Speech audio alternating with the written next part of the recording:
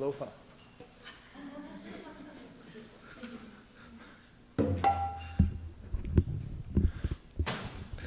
Jaya Radha Madhava Kunja Bihari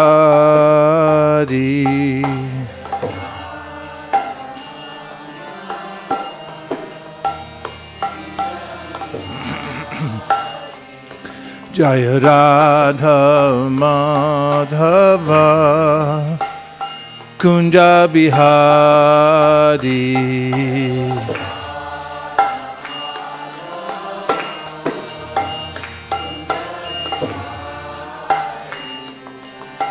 Gopi Janna Vallabha Girivardhari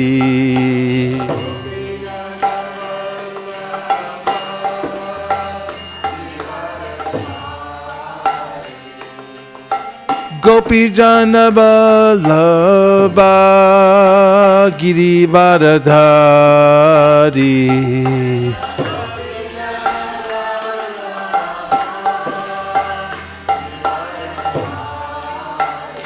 Yashodanandana Vraja Janaranjana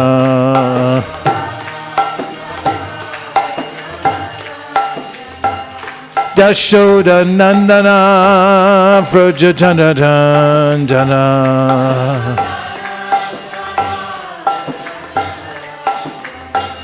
Yashodanandana Vraja Janaranjana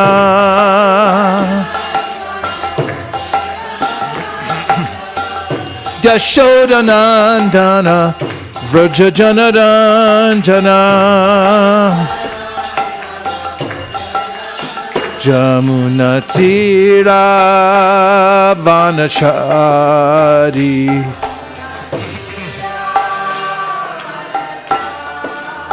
Jamuna Tira Vanachari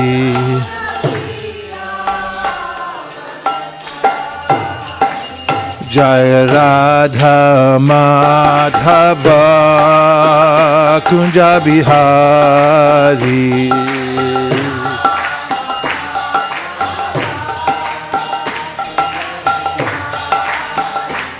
Jaya Radha Madhava Kunja Bihari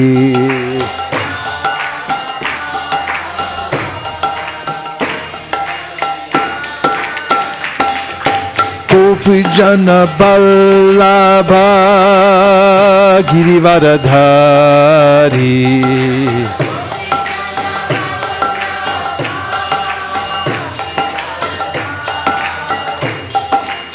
Gopi Janna Vallabha Girivardhari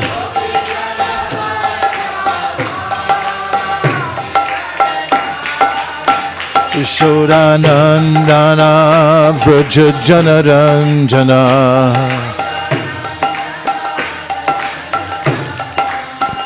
Yashodanandana Vraja Janaranjana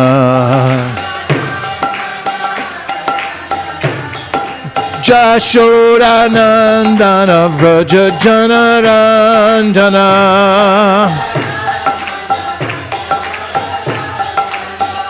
Yashodanandana Vraja Janaranjana Jamuna Tira Vanachari Jamuna Tira Vanachari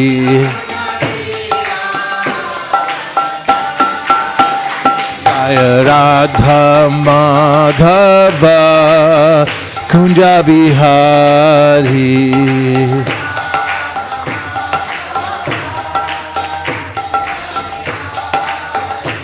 Jaya Radha Madhava Kunja Bihari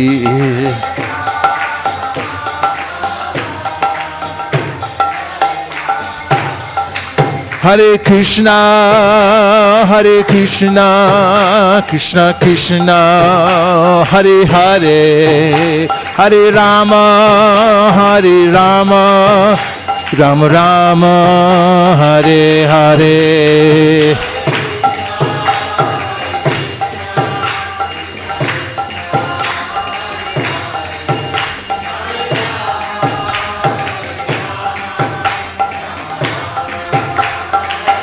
Hare Krishna, Krishna Krishna, Hare Hare, Hare Rama, Rama Rama, Hare Hare.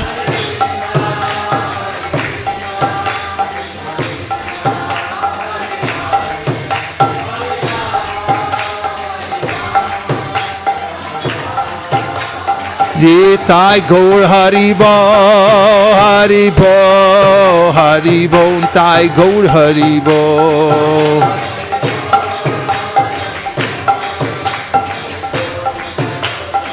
Jaya Jaya Prabhupada, Prabhupada, Prabhupada, Jaya Jaya Prabhupada.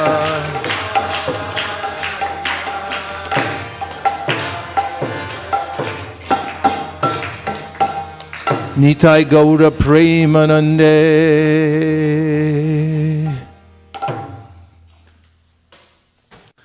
Om Namo Bhagavate Vasudevaya. Om Namo Bhagavate Vasudevaya. Om Namo Bhagavate Vasudevaya. Narayanam Namaskritya Naram Chaiva Narottamam Devim Sarasatim Vyasam Tato Jayamudiraye Krishne Swadhamo Bhagate Dharma Ganadi Bisaha Kalo Nashtadrishamesha Puranarko Dunoditaha. Today we're going to be reading from The Nectar of Devotion by His Divine Grace A.C. Bhaktivedanta Swami Prabhupada. And we'll be looking at the references that are mentioned in the passages that he gives in the chapter Evidence Regarding Devotional Principles, which is chapter 7.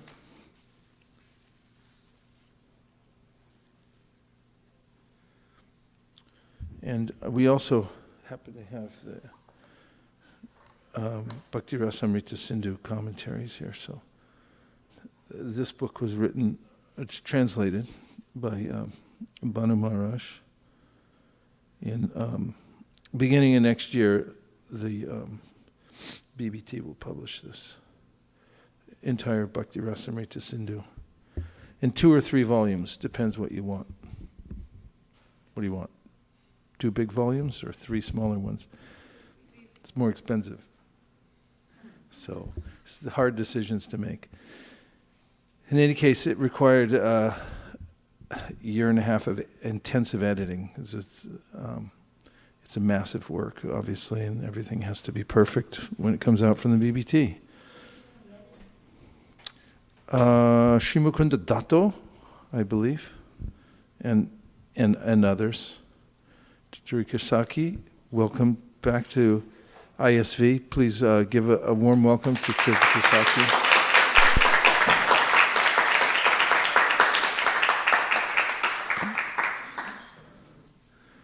So this is chapter 7 from the Nectar of Devotion. This is called Evidence Regarding Devotional Principles, Accepting the Shelter of a Bona Fide Spiritual Master. In the 11th canto of Srimad Bhagavatam, I will be needing Bhagavatams also, by the way. In the 11th canto of Srimad Bhagavatam, 3rd chapter, verse 21, Prabhupada tells Maharaj Nimi, "My dear king, please know for certain that in the material world there is no happiness. It is simply a mistake to think that there is happiness here. because this place is full of nothing but miserable conditions. Any person who is seriously desirous of achieving real happiness must seek out a bona fide spiritual master and take shelter of him by initiation.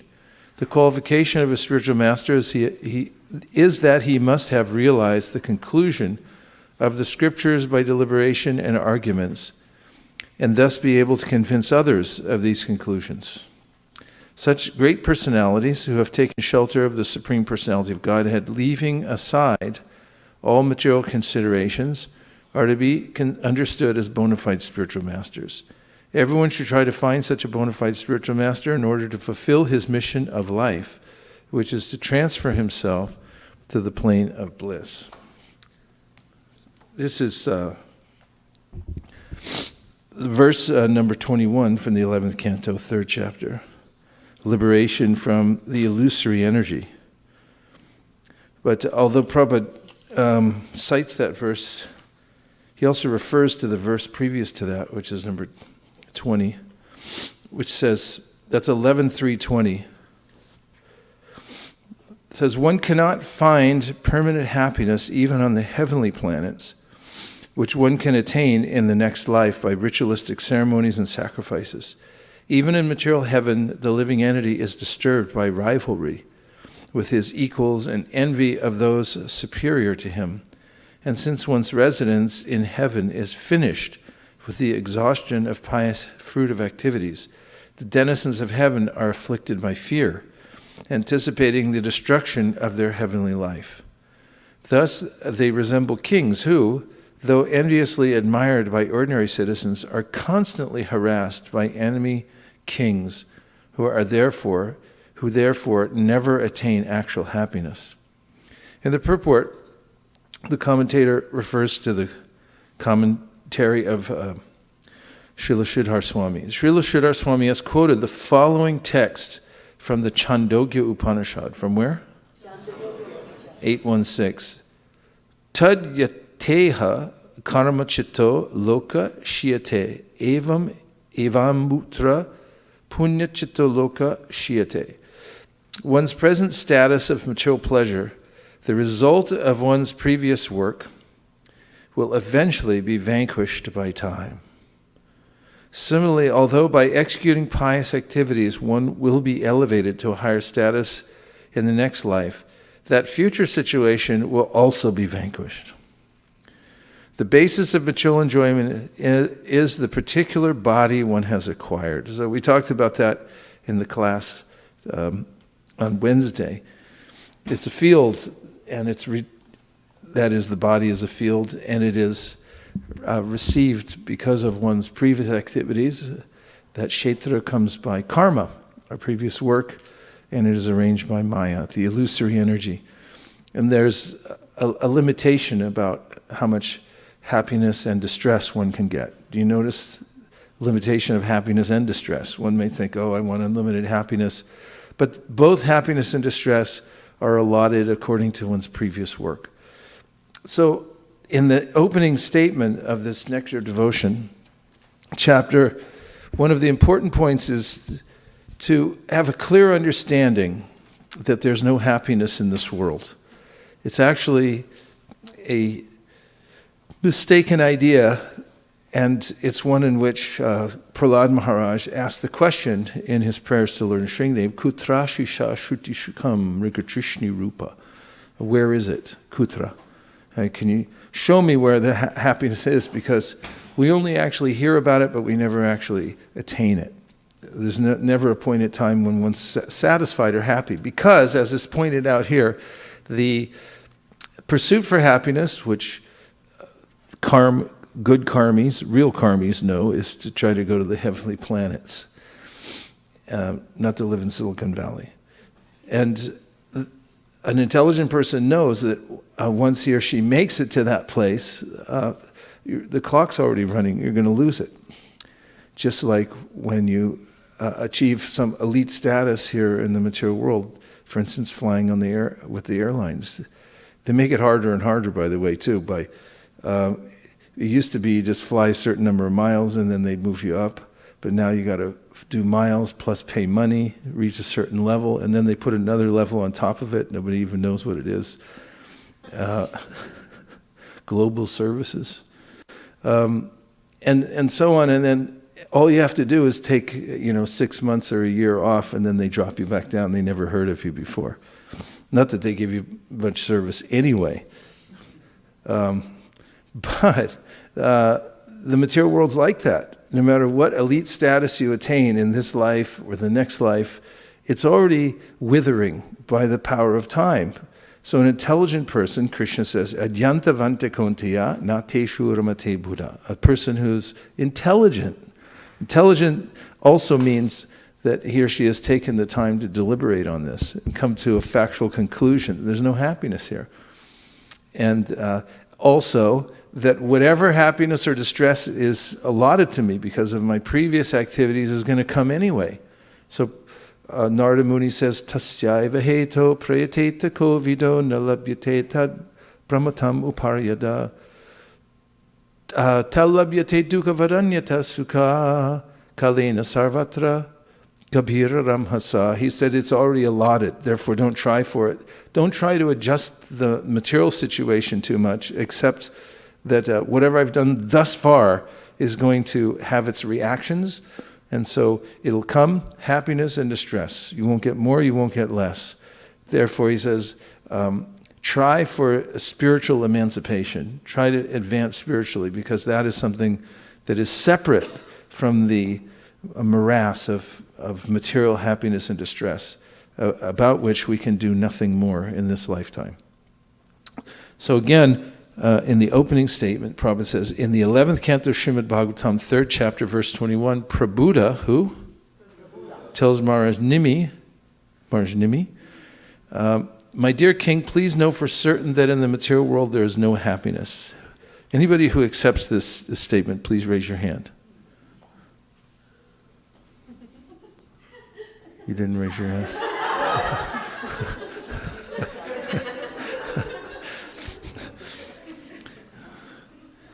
Yeah, it's important to, if one accepts this statement, it could be life-changing.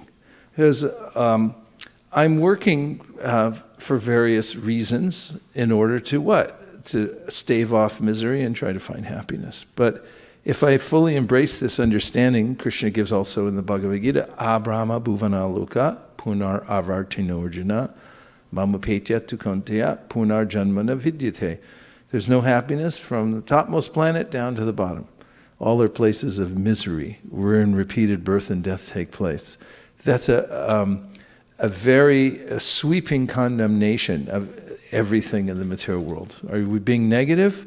No, it's reality. And if you accept reality, then you're happy. And if you live for the illusory idea that I'll find happiness somehow or other, even though no one's ever done it in the material world to date, but I'll be the one who finds it. I'll be the Lily Hiranyakashipu who makes a stand and somehow or other gets some happiness. Then such a person prolongs the suffering. So this acceptance of the fact. So then the other point that's made in the first paragraph is that a person who is seriously desirous of achieving real happiness must seek out a bona fide spiritual master and take shelter of him by initiation. And then it goes on to tell the qualification of a spiritual master. So this is a reference which is given by Rupa Goswami in his Bhakti Rasamrita Sindhu from the Srimad Bhagavatam, 11th canto, 3rd chapter, 21st verse. So this is a famous verse. That's 11.3.21. Who's in the booth? Oh, it's there? Could we see the Sanskrit? There it is. I'll say, please repeat. Tasmad gurum prapadyeta jignasu shreya uttamam shabde paricha nishnatam brahman upashramashrayam. So this first word in the word for word, tasmat, therefore. So it's a conclusion. Why is it a conclusion? Because there's no happiness in the material world. And it's somebody who wants to find actual happiness. Therefore, then he says, Gurum, a spiritual master. Prapadyeta, one should take shelter of. Jignasu, being inquisitive. Shreya, Uttamam, about the highest good. Shabde, in the Vedas. Pare, in the Supreme. Cha, and Nishnatam, perfectly knowledgeable. Pramani, in these two aspects of the absolute truth. Upashama Shrayam, fixed in detachment from material affairs. So this verse says, therefore, one should take shelter of a spiritual master, and then says what you do when you find a spiritual master. Go back to the word for word just for a sec. Jignasu, you should be inquisitive and ask. But what should you ask for?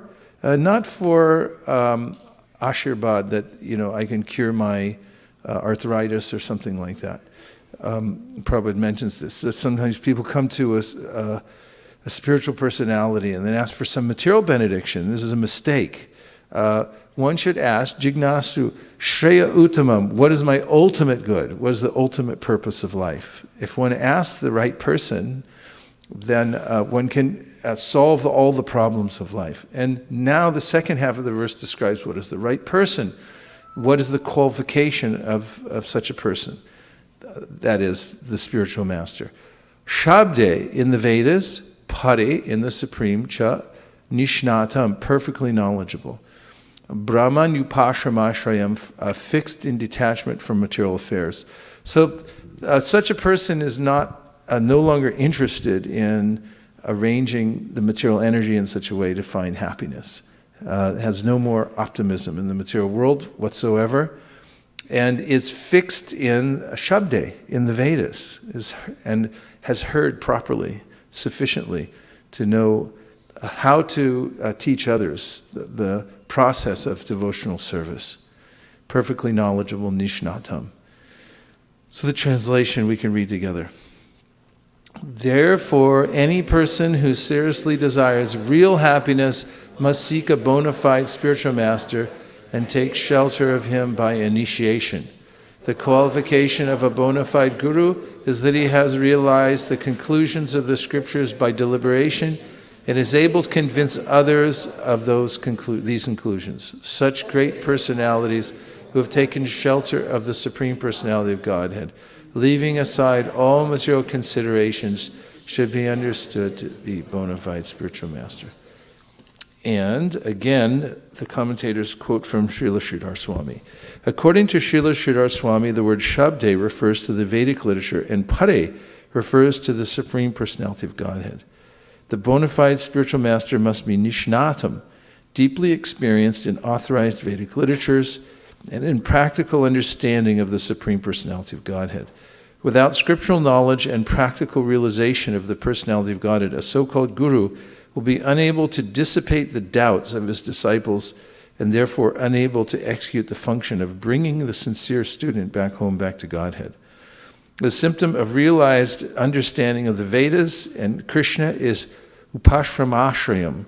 In other words, the bona fide spiritual master is one who has retired from the glittering illusions of materialistic society, friendship, and love.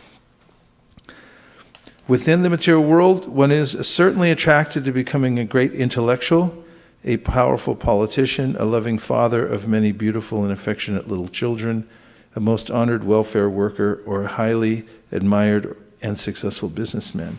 But none of these material positions have a permanent basis, nor do they afford permanent happiness, because they are all based on the primary understanding by which one identifies himself with the material body. So these are the directives given by Rupa Goswami when he lists the 64 items of devotional service. These are called the angas of bhakti. And there are 64 total. And he gives special notice to certain of these angas in his list. And we know that out of 64, 5 are particularly important, which are?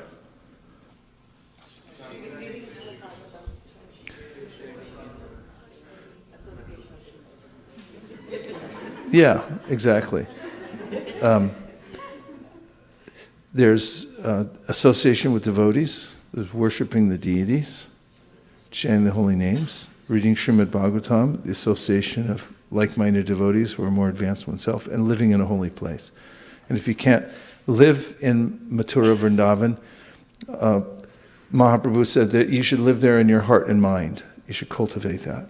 So out of 64 items, these are practically magical, says Chaitanya Mahaprabhu, that even if you have a little connection with them, even if you don't have faith in them, if you have a little connection, that you will make advancement in devotional service. So these are special, he says. Then he also mentions that out of the 64 items of devotional service, he starts with 3 that are preliminarily, of course not just preliminarily, but he mentions them preliminarily. He begins with these 3, saying that these are vital to continuing in devotional service and to beginning one's practice of devotional service. And does anybody know what those 3 angas are? Yeah, he says that one has to approach a bona fide spiritual master, inquire, surrender, and render service and take initiation. So these 3 are vitally important, and you'll find this is a major theme of the teachings of Rupa Goswami, which are non-different from the teachings of Sri Chaitanya Mahaprabhu. So this is certainly a very important aspect of devotional service, or as is mentioned here, the most important aspect. So,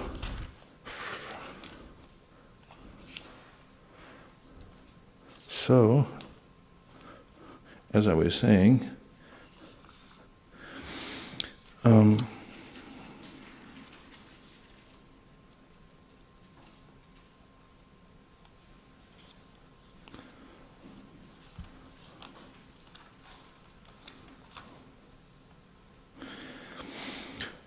this is from the Bhakti Rasamrita Sindhu.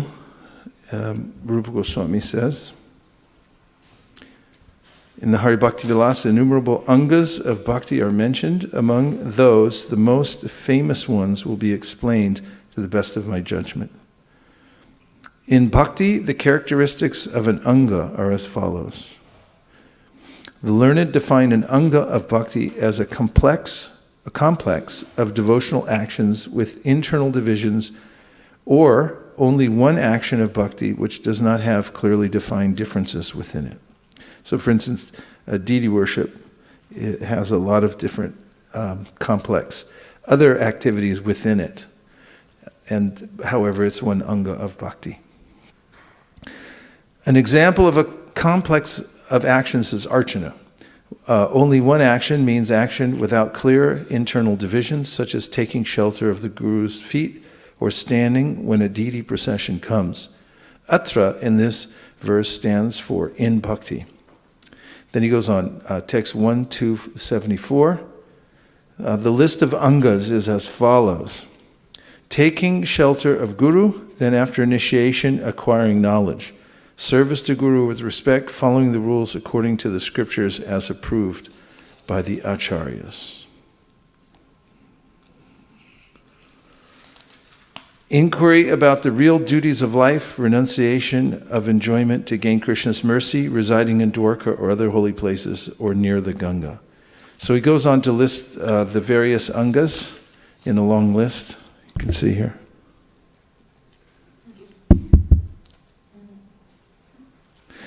And then he comes to unpack each one of them. So he starts with this verse, Tasmad Gurum Prapadita, this Rupa Goswami, which we just read.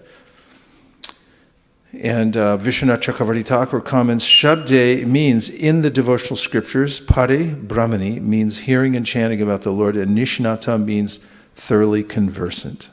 So these are the qualifications of the person that one should approach in order to advance in the process of bhakti. One should approach somebody who's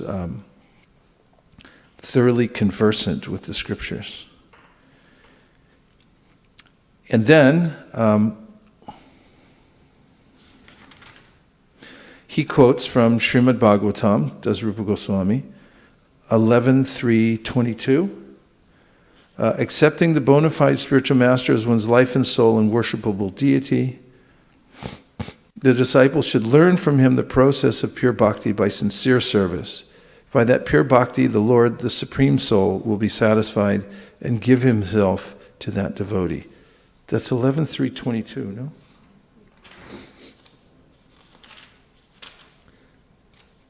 Yeah, the translation here is, accepting the bona fide spiritual master as one's life and soul and worshipable deity. Translation is the same. So then, from the purport, according to Srila Sridhar Swami, the Lord's tendency to give himself to his pure devotee is demonstrated in the case of Bali Maharaj, who sacrificed his universal kingdom for the pleasure of Lord Vamandev. Lord Vamana was so pleased by the selfless surrender of Bali Maharaj that the Lord became the doorman in the palace of Bali, who is reinstated as a great leader in the universe. Srila Jiva Goswami comments that the spiritual master is to be considered the Atma, or the very life of the disciple, since real life begins when one is initiated by the bona fide spiritual master.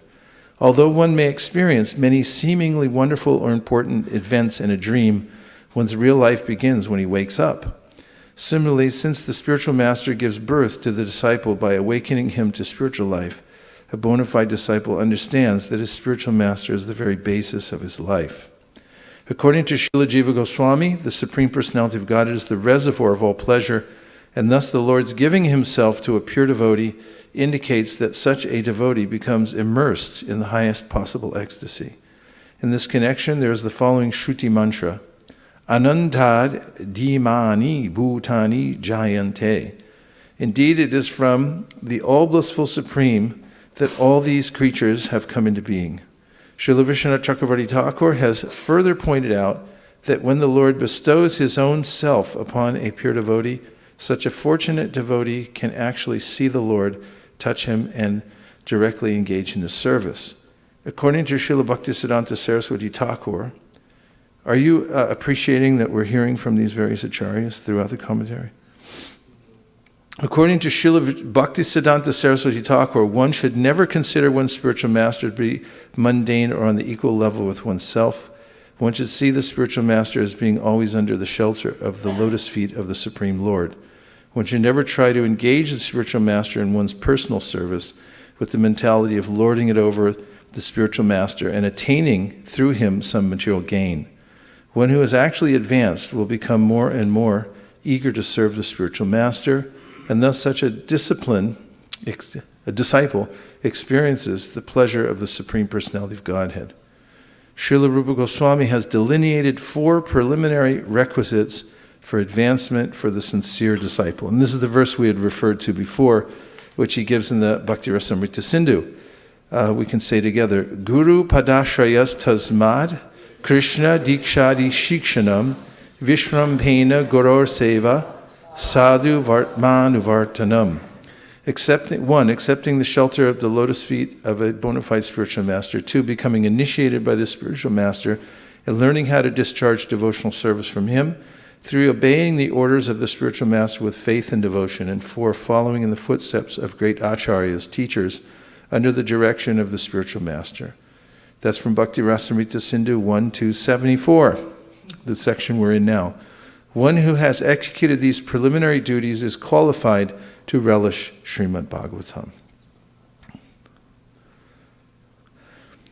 When one actually hears the sound vibration of Srimad Bhagavatam as it is, he becomes free from the desire for sense gratification and mental speculation and is happy and satisfied in the service of Lord Krishna. Yasyam vai shruyamanayam Krishne paramapurushe bhaktir utpadyate pumsa shoka moha bhayapaha. Somebody here read the translation.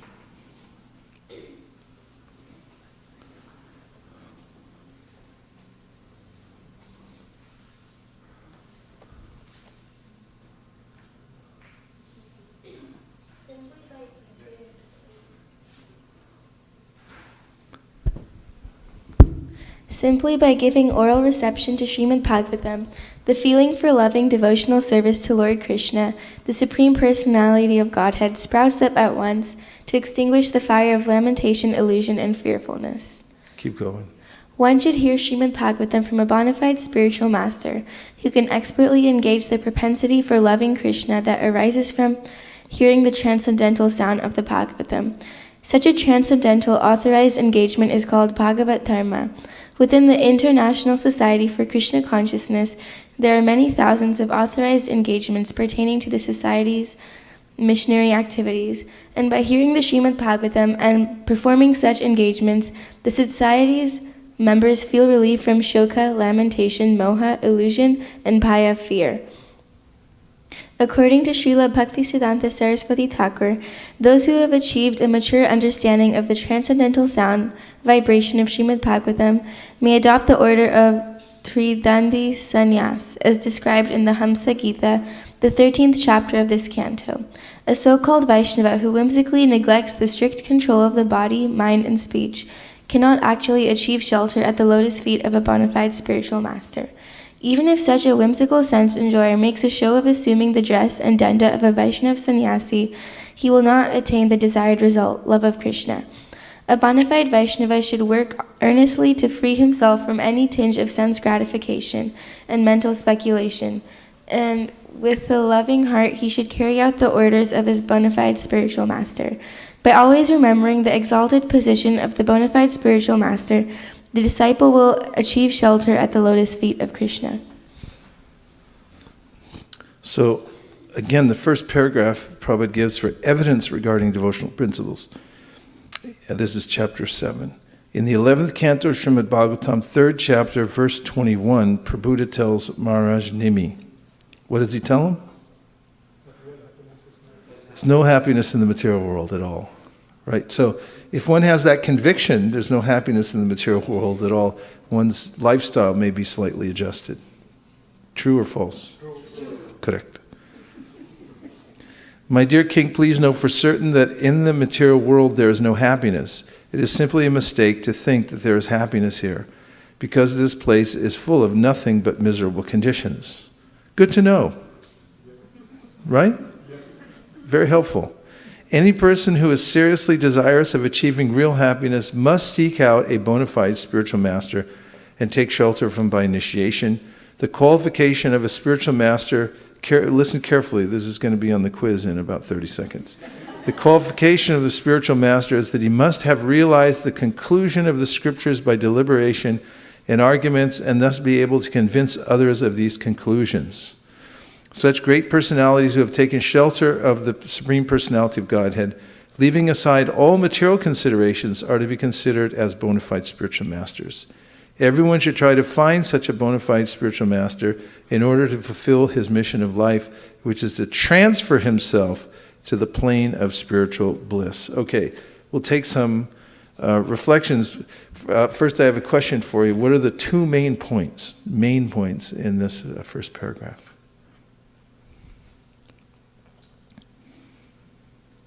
Yes.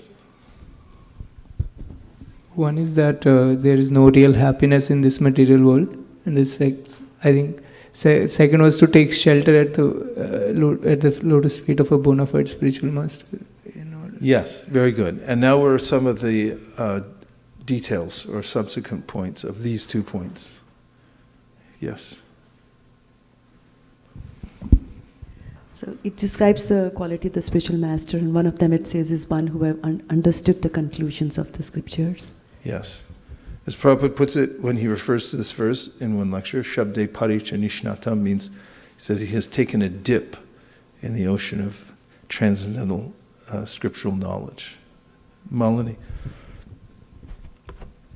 So the bona fide spiritual master has to be conversant with the Shastra. Yes. In addition to Shraddha Mataji's point, it's also described that a bona fide spiritual master is able to convince the disciple. Yes, has to be able to remove the doubts. And if such a person has doubts himself about the efficacy of devotional service, or maybe thinks maybe there is some happiness in the material world, then such a person won't be effective in removing the doubts of others. Yes. And one more qualification of a spiritual master is that he's not running after the material happiness because he's now given up that there is a hope in this material world. He's given up all material considerations. Mm-hmm. Yes.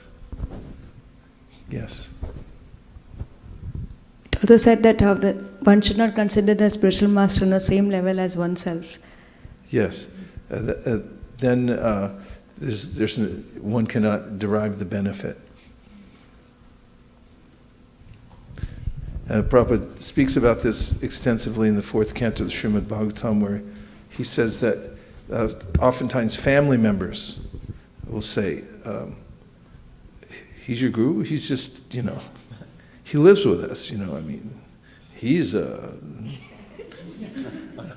He said, but despite those relative considerations, the disciple should always see the spiritual master as the representative of the Supreme Personality of Godhead. Despite the fact that others don't have that vision, doesn't disqualify the spiritual master. It should not dissuade the disciple from seeing the spiritual master in that way. Yes? It was also mentioned that one may show off as a... I'm paraphrasing exact words, I can't recall, but one may show off as a great spiritually advancement, but one should very scrutinizingly get rid of all the desires for sense gratification. Unless one does that, one may show up, but he will not achieve the desired result, which is the love of Krishna. Yes, it's a very good point. One has to have full integrity and sincerity in the process. That is, one's activities publicly and privately should be the same. It's one way of looking at it. We're not showing devotional service externally in a certain way and then internally doing something else. It's also mentioned as drinking water underwater on a fast day. The person is showing that I'm fasting, I'm such a great sense controller, and then he or she goes for a little shnan, dunks the head under the water in the Ganga and starts drinking water and then thinks, oh, nobody saw me. But this is a lack of integrity that will hold one back from advancing in devotional service. One shouldn't be duplicitous. Yes, Madhava Govinda. So in the purport it was mentioned that one should hear from the spiritual master who can engage the propensity that for serving Krishna that arises from hearing. Yes, it's a very important point because one needs to be engaged in the service of Sri Chaitanya Mahaprabhu, and when one comes to a bona fide spiritual master who's already engaged in that service, that person can help engage the person in the Sankirtan movement appropriately. And this is one of the ways in which one remains connected to Krishna through that service. And also it was mentioned that this helps to get rid of the bhaya, moha and illusion and shoka. Bhaya, moha and shoka, yes. By engaging in that service, exactly.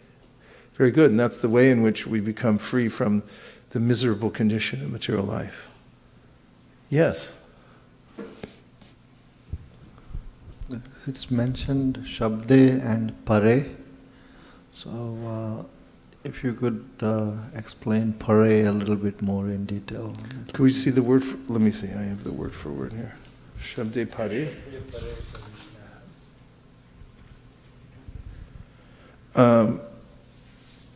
21.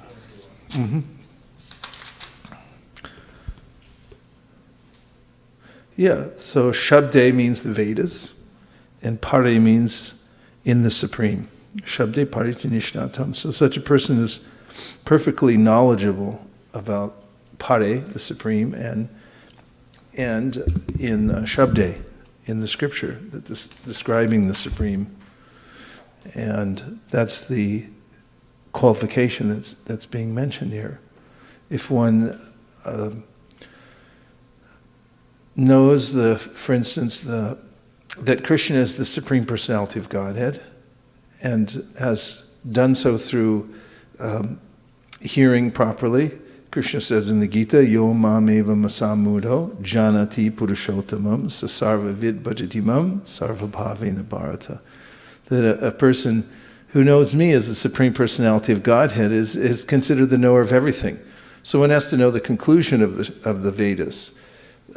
Krishna himself mentions that there are those who know the Vedas very well, but they're not devotees.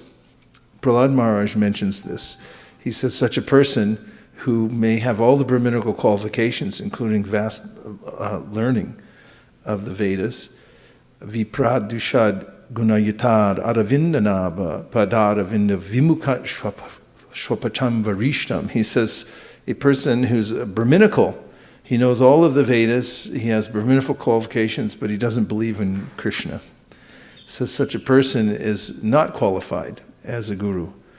Whereas he says that a person who may have been born in a Shopacha family of dog eaters, but who is a pure devotee of the Lord, such a person is qualified to pray to the Lord, to present Vedic knowledge and so forth. This is confirmed in many verses in the Srimad Bhagavatam as well. So Shabde Pare, one has to have completed the study of the Shastra. Prabhupada even mentions that he, in one of his letters, that he wanted the devotees to take the Bhakti Shastri. And after completing it, they would achieve the title of Bhaktivedanta, and then they could start initiating disciples. That he wrote as early as, I can't remember, 1968 or 9 or something like that. So this requirement is there that one be knowledgeable in the Shastra, Shabde Pari, and one must be fully and firmly convinced of that Krishna is the Supreme Personality of Godhead. Tasmad Gurum Prapadyeta. Yes?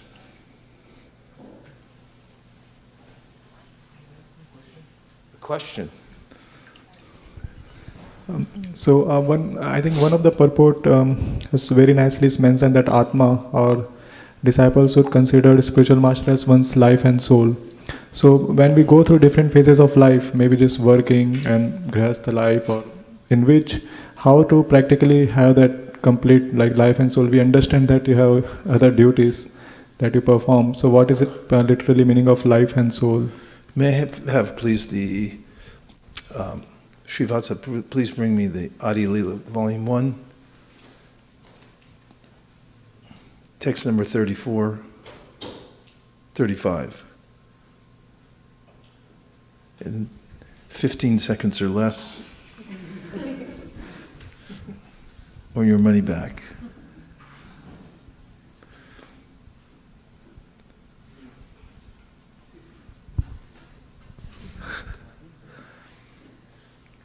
Thirteen, 12, 11, 10, 9. Thank you very much. He just walked in, I took advantage. So Prabhupada writes that one should always remember that a person who is reluctant to accept a spiritual master and be initiated is sure to be baffled in his endeavor to go back to Godhead. One who is not properly initiated may present himself as a great devotee, but in fact he is sure to encounter many stumbling blocks on his path of progress towards spiritual realization, with the result that he must continue his term of material existence without relief. Such a helpless person is compared to a ship without a rudder, for such a ship can never reach its destination. It is imperative, therefore, that one accept a spiritual master if he at all desires to gain the favor of the Lord. The service of the spiritual master is essential. If there is no chance to serve the spiritual master directly, a devotee should serve him by remembering his instructions. There is no difference between the spiritual master's instructions and the spiritual master himself. In his absence, therefore, his words of direction should be the pride of the disciple. There's more about that, but in that context, Prabhupada himself was busy with family and business and felt that he didn't have much access to his spiritual master during his grihastha years. And he always deferred to this instruction, or referred to it, that one should be attached to the instructions of the Supreme Personality of Godhead as one's life and soul. Prabhupada maintained that throughout his life. He didn't have extensive association, however it was very intimate and loving when it was there, but he took very seriously the directed but very few instructions that he did get from his guru. One of them was when he first met him. And during that meeting, when Prabhupada was a young man just starting household life, his guru told him, you should preach this to the Westerners. And he said later on, when he was 70 years old and just sailing off to the West, that I waited so long to do this. But that instruction was incubating in his heart that whole time. And he was doing everything he possibly could during that time to put himself in a position to execute the order. One may not be able to execute the order right away, Prabhupada says. In such a case, one should ask this question. He should say again and again, how can I do? How can I do? How can I do? And also, one should live a life in preparation. If you can't fully execute the order right now due to various obstacles, then you should be preparing yourself so that you can execute the order fully.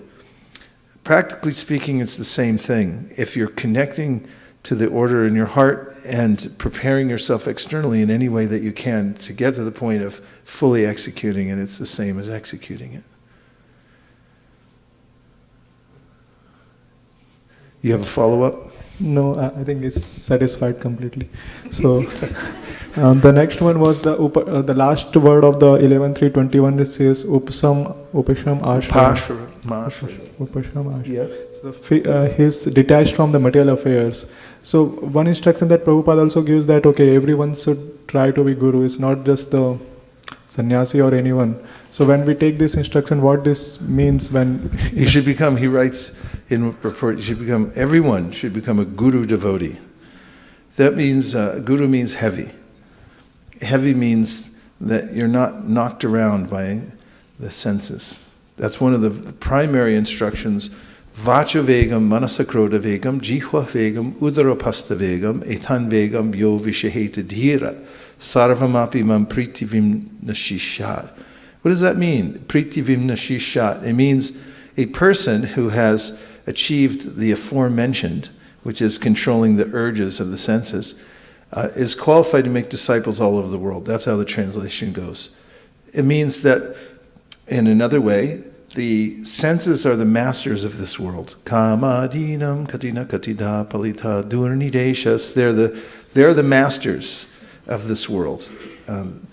And if one, or that person who is able to control the senses by following the process of devotional service under the direction of a bona fide spiritual master, such a person then becomes everybody's spiritual master, because who is there that's not controlled by the urges of the senses?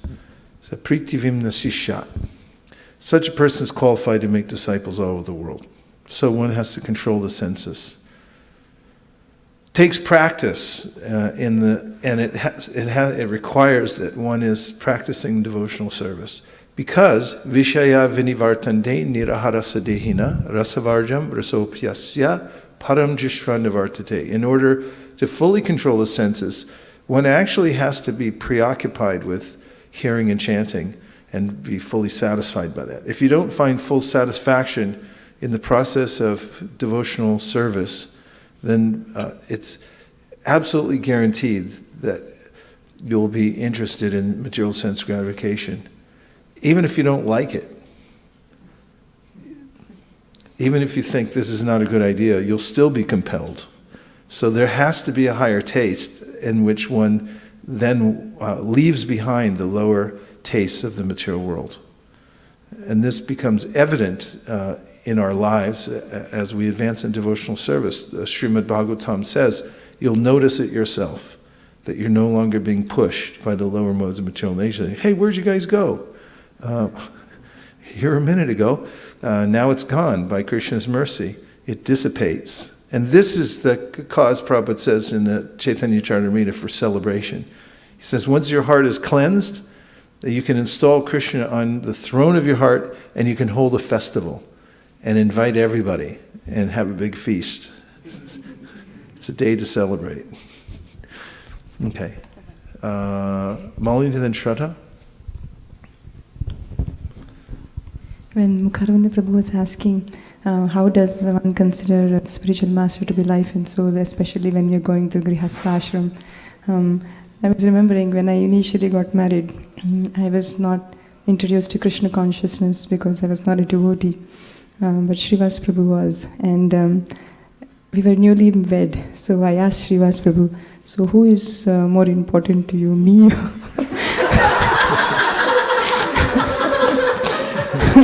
or your spiritual master? And then he answered, my spiritual master. I was broken-hearted, but and then I just came to America and I was very attached to staying here. Then I asked him, I think we should make plans to stay here. And then Srivas Prabhu said, if my Guru Maharaj asks me to go back to India, I am leaving tomorrow.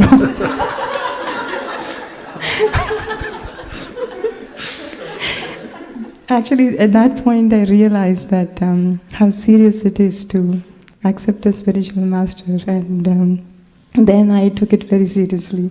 Otherwise, I had no idea. Amazing. Yeah, really amazing.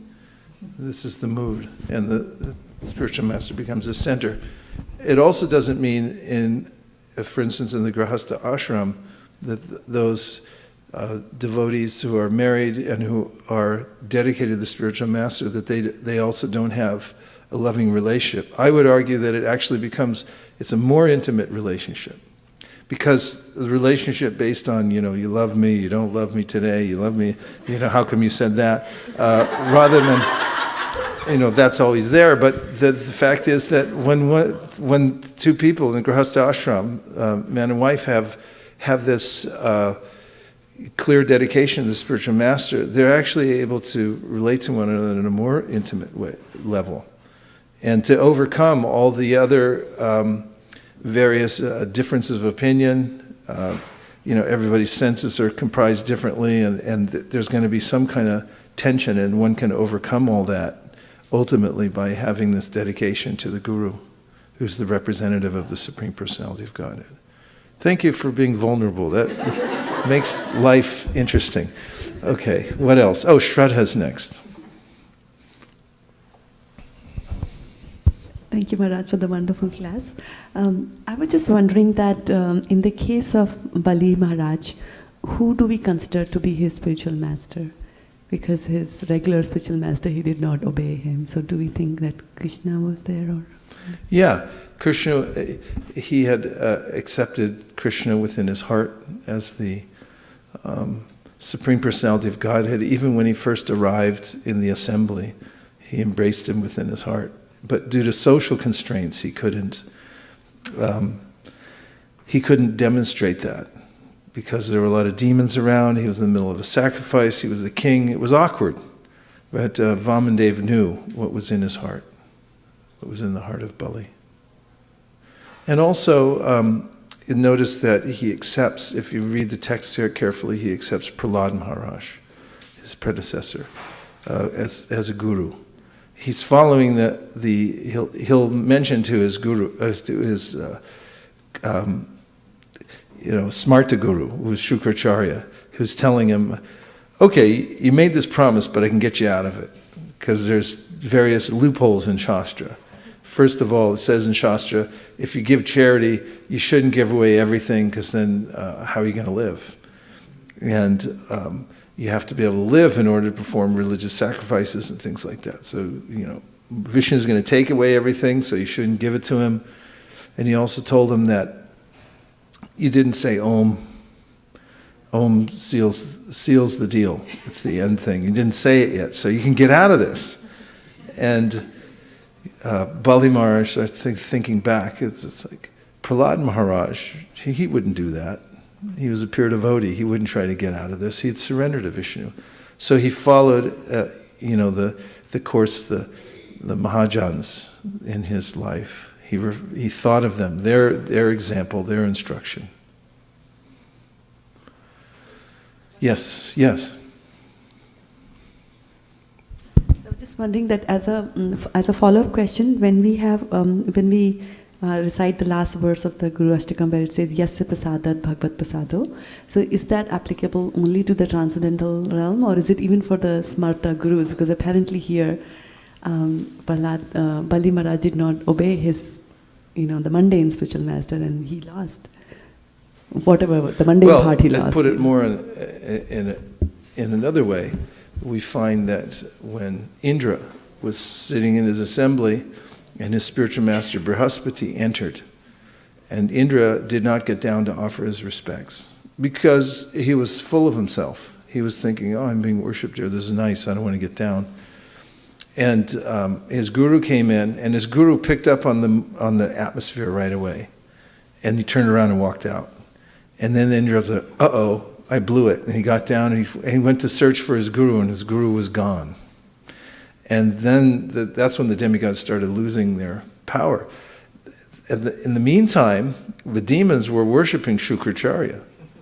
And it's mentioned there that because of the guru principle, because they kept their mood of worship going, they gained the upper hand. So there are two lessons, there are many lessons, but two of them are that, first of all, one shouldn't be attached to a materialistic spiritual master in any case.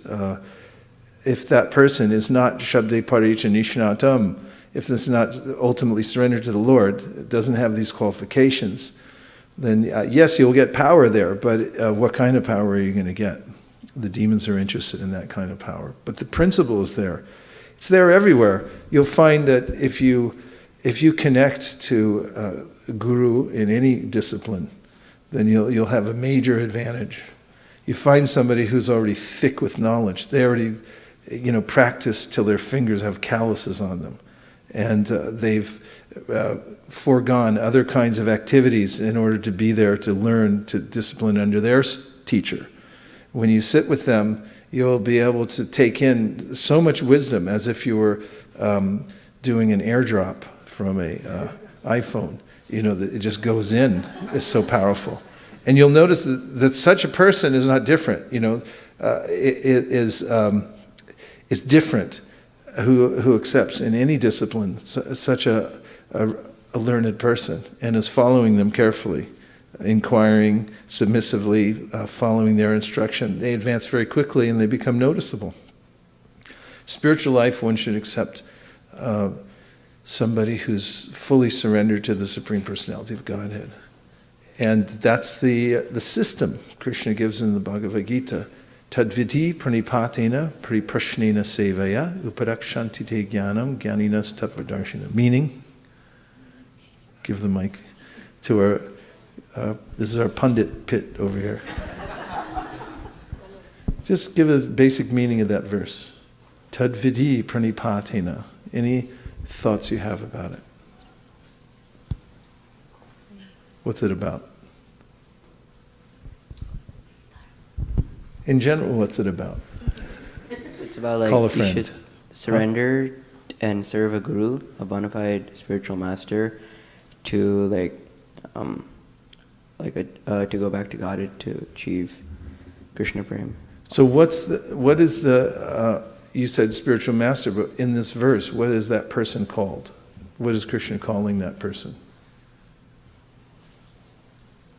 Jnani, I think. Tattva Darshina. What does that mean? What's tattva mean? Tattva means a being. The truth. Truth. And Darshina means? See. Yes. So he says, you should approach somebody who's seen the truth.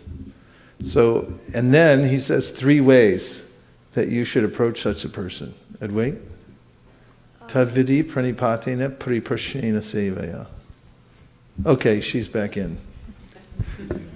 You can offer service to... Pranipat, yes, sevaya. You should offer service. What are the other 2? You should bow down. Pranipat. It means bowing down, but it means in general there's a mood of submission. Pranipat. And 3rd one. So listen to the verse. Listen carefully. You know these things. You just have to think in the moment. Tadvidi pranipatina priprashnena sevaya. Priprashnena. Okay, you qualify, even though you're 6'8".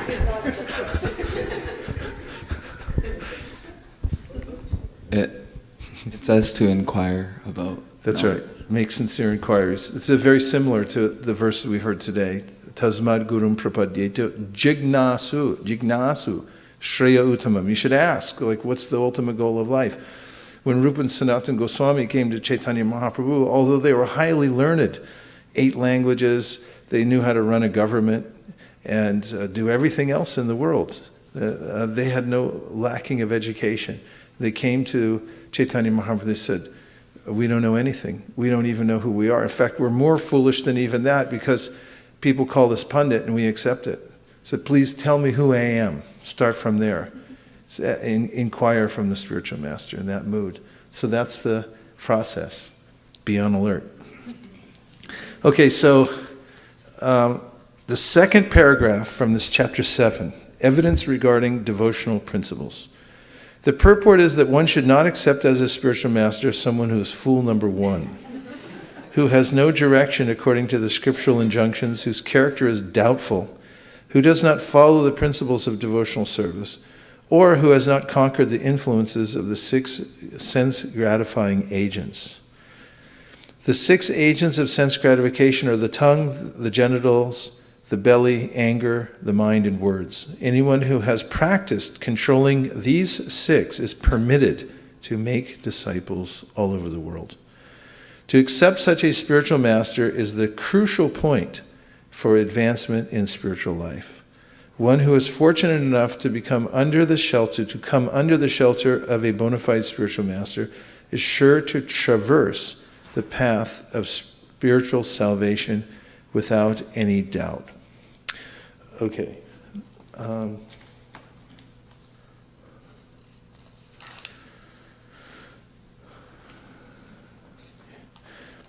Next paragraph. Accepting initiation from the spiritual master and receiving instructions from him. Sage Prabhuta continued to speak to the king as follows. My dear king, a disciple has to accept the spiritual master not only as spiritual master, but also as the representative of the Supreme Personality of Godhead and the Supersoul. In other words, the disciple should accept the spiritual master as God, because he is the external manifestation of Krishna. This is confirmed in every scripture. A disciple should accept the spiritual master as such. Are you all listening? Yes. So what are the other scriptures that particular point is mentioned in? Hint. Where is it mentioned in the first chapter? That the spiritual master is a representation of the Supreme Personality of Godhead.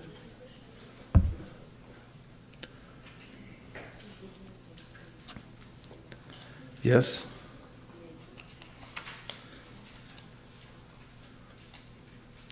Okay, in Adi Lila, text 1, text number 44 and 45. Krishna's Kaviraj. And by the way, what's the first verse of the Sri Chaitanya Charitamrita? Starts with Vande. Vande Gurun. The first 2 words of this most important seminal work about Gaudiya Vaishnavism start with Tasmad Gurum. What does the word Gurum mean? Spiritual masters, plural. So there's a culture in our line of worshiping the spiritual masters. There are 3 kinds of spiritual masters mentioned in this opening chapter. One is called the Shiksha Guru, the one who instructs one, or actually going even before the Vartmana Pradarshaka Guru, which means the one who shows the path. So there's so much gratitude, and there's a transcendental vision to see that anyone, whoever it may be, who introduces one to the path of devotional service is a representative of Krishna. So this is the vision of Krishna's Kaviraj Goswami is presenting. Someone comes and shows you the path of devotional service, then you consider that person worshipable because Krishna acted through him. So he's a representative of the Supreme. Then there's the next kind, Shiksha Guru, the one who gives one instruction about the Supreme and how to become a devotee. And Prabhupada mentions in his purport, the one I was reading from earlier, 1.35, at the very end of the paragraph, last paragraph. He says that normally the one who gives one shiksha later on becomes one's diksha guru.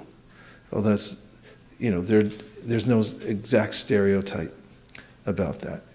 But shiksha guru can be many. You can have more than one shiksha guru.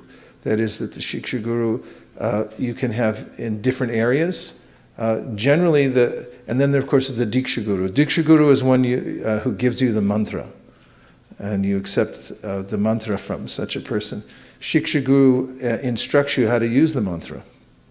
So, just like it's compared, the mantra is like a seed, and the shiksha, or the instruction, is like water. So what is more important, the seed or the water? They're both equally important. And that's the point that he makes here. They're equally important. One has to have the seed given by the spiritual master, and one requires only one diksha guru to receive the mantra, but then one may have many shiksha gurus to help explain the mantra and to give one sambandha gyan, or knowledge about one's relationship with the Supreme Personality of Godhead. And there may be gurus who specialize in a particular area of devotional service that one takes some instruction from. So in these verses, Kaviraj Goswami writes, Adi 144, Yajjapi amar guru chaitanyara dash, tatapi janiya ami tahar prakash. Although I know that my spiritual master is a servitor of Sri Chaitanya, I know him also as a plenary manifestation of the Lord. Purport. Every living entity is essentially a servant of the Supreme Personality of Godhead. Need a reader over here.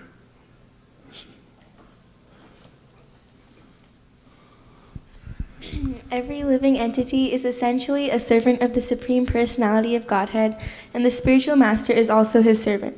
Still, the spiritual master is a direct manifestation of the Lord. With this conviction, a disciple can advance in Krishna consciousness. The spiritual master is non-different from Krishna because he is a manifestation of Krishna.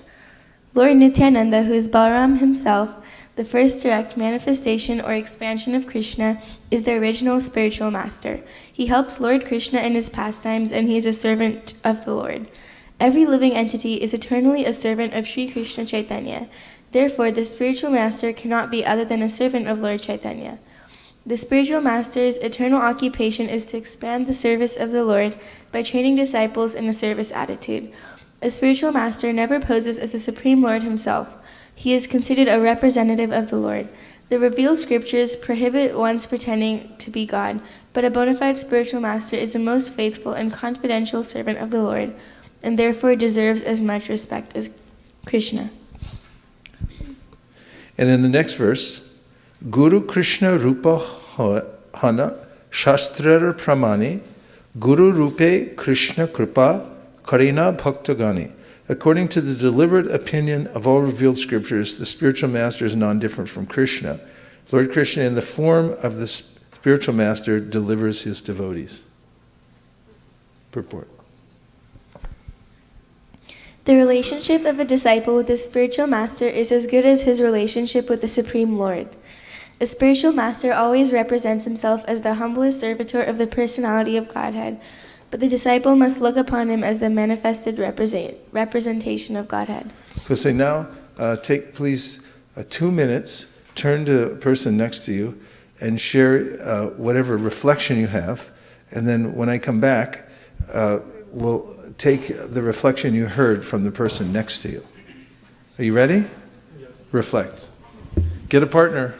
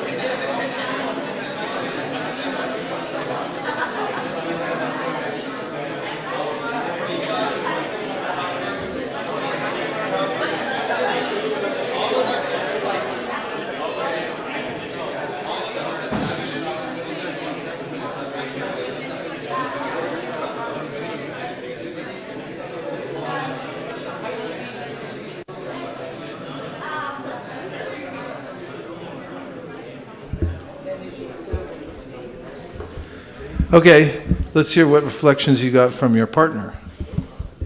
Okay. My partner, Manisha, said, there is no difference between the spiritual master and his words. So in case the spiritual master is not there, you could keep his instructions in your heart. Keep the instructions, yes. And that you were referring, you want to follow up on that?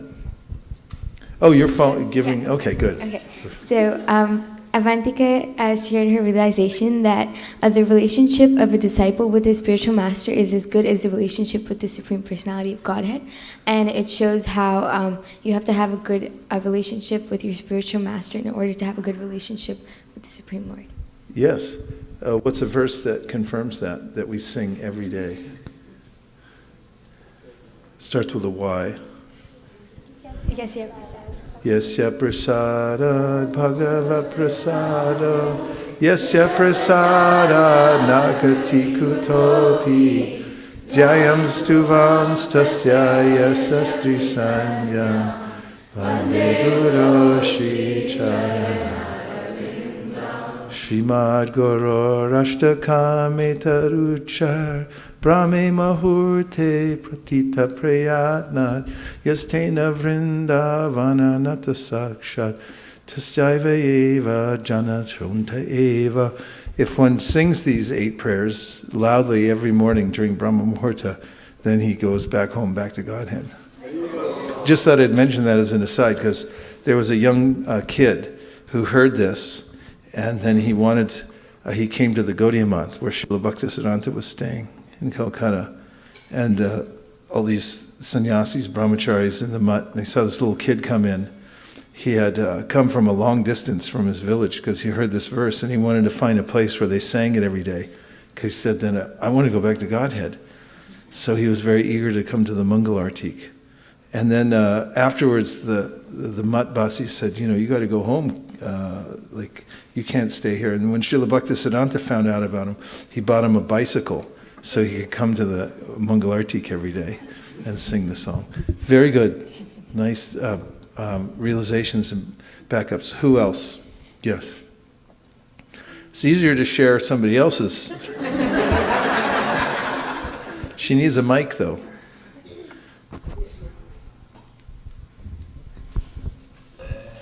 Hare Krishna Maharaj. Actually, it's okay. So Priti Radhika Mataji mentioned that she actually narrated one of the pastime of Prabhupada based on this purport. She read somewhere where one reporter asked Prabhupada, how your disciples are so completely dedicated to you and serving you. Then Prabhupada said, you can be envious, but they have considered me on the same plane as Krishna, and they're serving me, considering as they are serving Krishna. And I also like the point here how Prabhupada has mentioned in the purport that the spiritual master is a manifestation of Krishna's energy, and how Balram Nityanand Prabhu is also considered as a spiritual master, and the words of spiritual master are non-different from the words of Krishna. So. Yes, and also in that pastime with Krishna, the gain somehow is too high.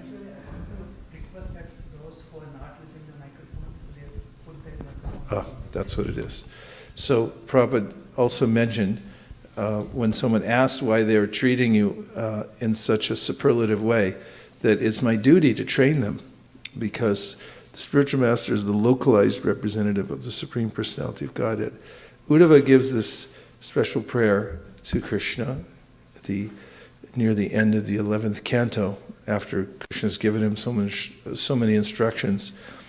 And he said that it would take, even if I had a lifetime of Brahma, I would not be able to express my gratitude sufficiently, because, he said to Krishna, you come as the guru, you appear internally as the Chaitya Guru, and also externally you come as the Acharya, in order to show me by example and by instruction.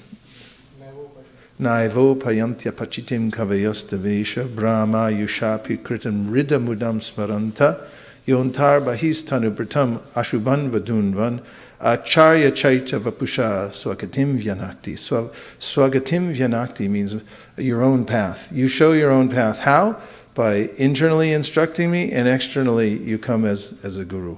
Someone may say, I just want to see Krishna directly. Just like if you go to those observatories where they have the big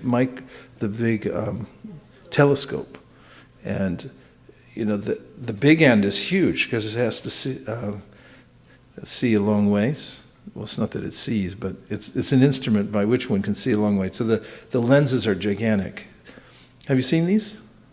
And then there's a small end that fits your eye. So someone may say, I want to look in the big end. You won't see anything looking in the big end. But if you look in the small end, it's set up that way so that you'll see everything. So the guru may appear locally, like, that guy? I know him. He's a jerk. That's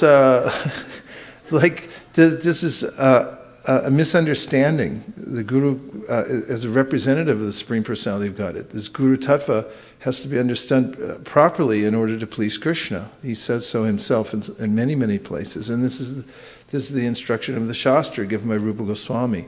One has to know how to locally approach one's Shiksha and Diksha gurus and honor them properly, inquire from them properly, serve them properly. And in that way, one advances by pleasing Krishna and getting the information through them. Okay, a couple more.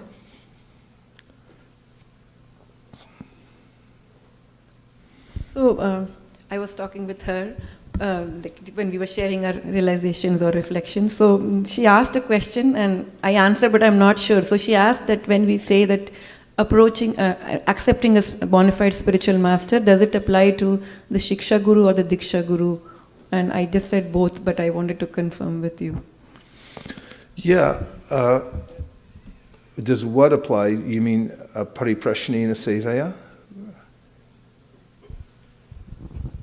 Wednesday class also we were reading accepting spiritual master, and today also accepting spiritual master. So when in the context of these purports, what does Prabhupada want to mention? Is it both or? Yeah, one may have one initiating spiritual master because you only need one to give you the mantra, and you may have multiple Shiksha gurus who give you instruction. And these are special relationships. If there's somebody who's become particularly prominent in instructing you in spiritual life, the same principles are there that you have pranipat with any bona fide teacher, right? A guru means a teacher. So you are pranipat, you approach with a feeling of surrender, otherwise what are you going to learn? When I went to college, I thought, these people, these students, they don't know anything. They're disrespectful to the teachers, and they don't know how to inquire submissively or anything like that. Something that you learn when you grow up in Krishna consciousness, right? And pariprashanena, asking questions, and sevaya, if you serve, then it opens the person's heart and they pour out the contents to you. So which is more important, the Shiksha Guru, the Diksha Guru? This is a matter of who's helping you the most also. But we respect the gurus as Krishna's representatives, so we respect them equally. And we approach in various ways. Then we may have more prominent Shiksha gurus, and there may be also a sense in which there's cooperation between the Diksha and the Shiksha gurus. We see this in Chaitanya Mahaprabhu's pastimes, where a particular Diksha Guru may recommend you go take Shiksha here, you serve here, and that will be serving me. These kinds of things happen all the time. But there's a cooperation amongst all the teachers. The main point is to help everybody advance in Krishna consciousness, is not to make some kind of a thing like, it's not like gang members or something like that. It's like I'm in this gang and you're in that gang, and we'll have it out, It's a cooperation amongst all of anybody who's Krishna conscious will want to see that others are being helped in whatever way they can, so they cooperate. It's like doctors, lawyers. Lawyers will file an amicus brief. Amicus means friend, so that it's like we're going to help you with the case because we think it's important. So gurus will come together and they'll say, let's work together to help this person or people and so forth. So it's a big cooperative effort, and it takes a team of lawyers to fight a heavy case. And similarly, every person in Kali Yuga is a heavy case. And it needs a team of lawyers to extricate them from what'd you get yourself into? Oh my God, okay. We're gonna need some more help over here. And to cooperatively, it's a culture of guidance. We work together, all the gurus work together, the Shiksha gurus, the Diksha gurus. And with that mood, there's no envy that this is mine, that's yours. Like here at ISV, we have a plurality of gurus. And our idea is that we're all together working towards the same idea. We don't break off into groups. Of course, that's also nice too, that there's a sense of identity, that you have your own group. That's not abolished. You have that simultaneously, because you have guru is a principle and a person. So you have to appreciate both simultaneously. The principle of guru is coming through a particular person, and for every pot has its lid. Nirkula taught me that years ago. People they're looking for a relationship. It's like, and then they find the right person. It's like every pot has its lid. So similarly, people, they're attracted to a certain person, where the principle of the teachings of Krishna is coming through. So they see that person as guru, and that should be respected also and nourished. You should encourage, so not that, it's all the same. We don't say that either. So both things are going on at the same time. And in a culture where that's encouraged, really those who encourage others to take shelter of guru, the person and the principle, these are well-wishers. And the environment in which that's going on is a very nourishing environment. You'll find it anywhere you go where that principle of worshiping guru, all the different gurus on the different levels, is emphasized. You'll find a very conducive environment. Devotees feel joyful in their hearts to move forward in Krishna consciousness. Okay? Okay. Hare Krishna Guru Maharaj.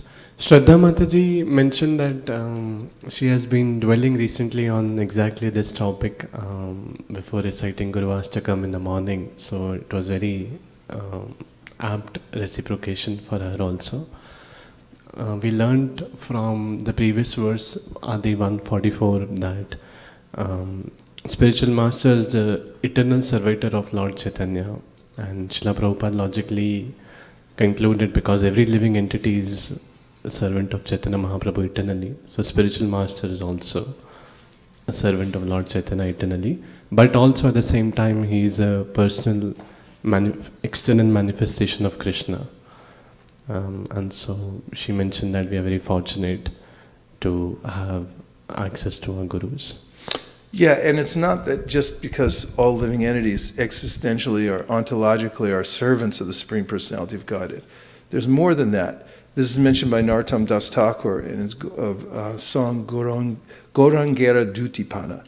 He says that those who enter into the Sankirtan movement, they are known as Nityasiddhas. And Prabhupada emphasizes this in one purport, because he says different things about Nityasiddha. It's also an interesting topic. But in one purport he describes how we should consider not just the associates of Chaitanya Mahaprabhu who came with him.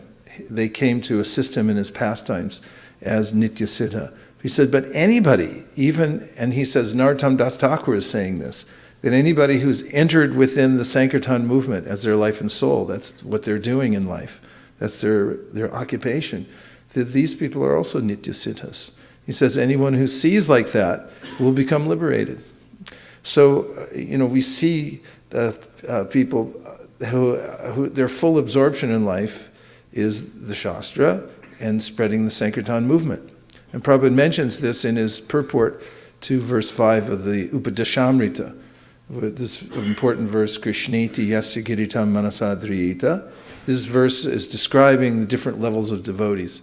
So in his purport, Prabhupada describes how there are various levels of devotees, the Kanishna, Madhyaman, Uttam. So he says that in the context of the Sankirtan movement, one who enters in very steadily follows the rules and regulations, chanting Hare Krishna over time, emerges as like a leader of the Sankirtan movement. And then he says, one of the qualification he gives as an Uttama Adhikari in that context is that the person knows the Shastra, is teaching it to everybody else, and is thinking about how to spread the Sankirtan movement 24 hours a day. So this is an indicator also of in this context of the song Gaurangera Jutipada. One who enters deeply within the Sankirtan movement is full of knowledge and becomes also a liberated representative of Krishna by dint of being seriously connected to Lord Chaitanya's movement properly. Yes. Hare Krishna, Guru Maharaj. Welcome back from a long Europe trip. Thank you very much. It was almost getting bone dry here without you. I don't think so. We noticed who was here. Please go ahead. Yeah. So I just want to thank Antariksha Prabhu for sharing a couple of reflections. The first one was, where we talked about happiness, and it says if you want to really pursue real happiness, then you need to have a spiritual master. So that was something that he reinforced. The second important thing that I liked is he talked about the qualifications of a spiritual master. What should be the qualifications? He should be well versed in the scripture, he should be a humble servitor. And then he said, what should not be the qualifications of a spiritual master? You should not be following all the devotional services and etc. Right? So if you see a person like that, then he's not qualified to be a spiritual master. Who's not following. Yes. His character is doubtful. Yes. Things like that. Yeah. So thank you. Yes, thank you very much. Prabhupada mentions in the context of Haridas Thakur, Advaitacharya glorifies Haridas, saying that some people teach, but they don't practice. Some people practice, but they don't teach. He says you teach and you practice. And in his purport, Prabhupada says that if a person is both teaching and practicing, then that person is qualified to become a guru. Yes? Hare Krishna Maharaj. In the purport it says, with this conviction a disciple can advance in Krishna consciousness. And Mayapur Prabhu was sharing that he has seen in his experience that those who have this conviction, they get empowerment to both advance in Krishna consciousness and expand the missionary activity. Give me a verse that confirms why that happens, or that it does happen. Pundits? Okay. Just servant of this first one. So, I'm just representing them. Vaisesika is from Bhagavad Gita. Yes. Is that the verse you're referring? 2.41. Okay, go ahead. Let's see you support it. Go ahead. Okay. Vaisesika buddhi ekeha kurunandana bahusakayanantasya buddhyo avyavasayinam. And another verse is... No, explain it. Okay. I'm interested to hear. What I'm saying is, what I understood your point was that you had said that if one is following the bona fide spiritual master, then one becomes more and more qualified. Empowered. Qualified, empowered. From following the spiritual master, one becomes more empowered. That's what I'm looking for. I know where you're going with this, because you're going for... But you said it, back it up. I think it's a good point. Go ahead. So in this verse that it says that Vaisesika, so some I think Mukundatta Prabhu was mentioning Vaisesika is business. Because I am from business background, I know that Vaisesikas they have fixed mind, that one thing, that business, how to 24 hours they are thinking how to propagate business, and so they are fixed mind, one-minded. Similarly, when we are service of a spiritual master with one fixed mind, that's that verse talk that Vaisesika buddhi ekeha kurunandana bahusaka. And if we become diverted in many branches, then we can never advance in Krishna consciousness. Yeah, okay, that's nice. This is like the Vaishya becomes empowered. We've noticed that if you go to Loi Bazaar and walk by Ganga Prasad, you go in there, I just want one gamsha. And it's just one gamsha, that's it. And then you buy your gamsha, you give them, whatever it is now, 1 million rupees for one gamsha. And then you went, you want sari? And because they're so focused on they're empowered, and you hear that word and you're like, yeah, I need to see some saris right away. So similarly, somebody who's focused on the order of the spiritual master and following carefully, when such a person speaks, the vibration is different. But I had another verse in mind to prove this point. Malini's got it. I was thinking of Bhejare Munayo Thagre Bhagavantam Adokshajam Sattvam Vishuddham Kshemaya Kalpante Yenu Taniham. So previously all the great sages have carefully followed this process of worshipping the Supreme Personality of Godhead, and anyone who follows in their footsteps, they are eligible to get the same. I like that. That's really good. There's another verse that Prabhupada said was a very important verse. Yasya Devi Parabhaktir Yata Devi Tatagaro Tasyaite Katita Hyarta Prakashanti Mahatmana. All what you both said is fantastic, a nice nuance also. This verse particularly says, that I just quoted, that if one has implicit faith in both the Guru and Krishna simultaneously, then all the imports of Vedic knowledge are automatically revealed to such a person. You have to have that dedication to Guru and Krishna to actually know what the real meaning of the Vedas is. And isn't it nice when you share with others, then more kinds of reflections come out? We'll take one more, two more, and then, yes, I just wanted to share what Sukeshwari and Manjulakanta Mataji was saying. We were just discussing how spiritual master is non-different than Krishna. And she was mentioning how in a practical way, how we can see that. And then the point came that the instructions of spiritual master, or the Vapu, the Vani is more important than the physical association. And Sukeshwari was bringing up the point that how Srila Prabhupada, when he was initially when he met his spiritual master, he only got very little association, physical association, but he took the Vani so carefully to his heart. And she was also mentioning how you also had very little association of Prabhupada, but you took his instruction carefully. And she was also mentioning about our Guru Maharaj, that he also had little association. So Vani is important, and that's practical. Yeah, a godbrother of mine who was with Prabhupada in Hawaii got in a morning walk, and he was thinking, one way or another, I'm going to get up close. And this happened in morning walks. There were elbows flying. And so he got closer and closer. And Prabhupada had a habit on his morning walks, when he was making points, he would stop.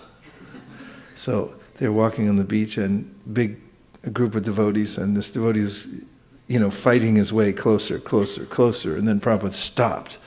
And he didn't notice it. Like you're on the 101 freeway during rush hour. And so this devotee, my godbrother, jammed on his brakes, and he ended up this far, his nose from the back of Prabhupada's head.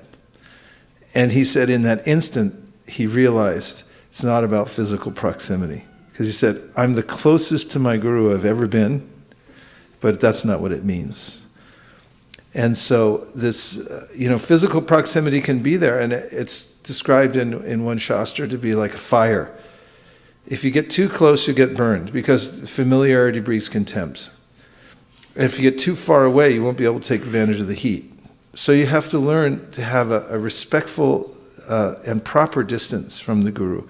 Not that it's too formal or that it's overly friendly. There's a combination of these two. Vishrambhena means that there should be respect and also a feeling of friendship there.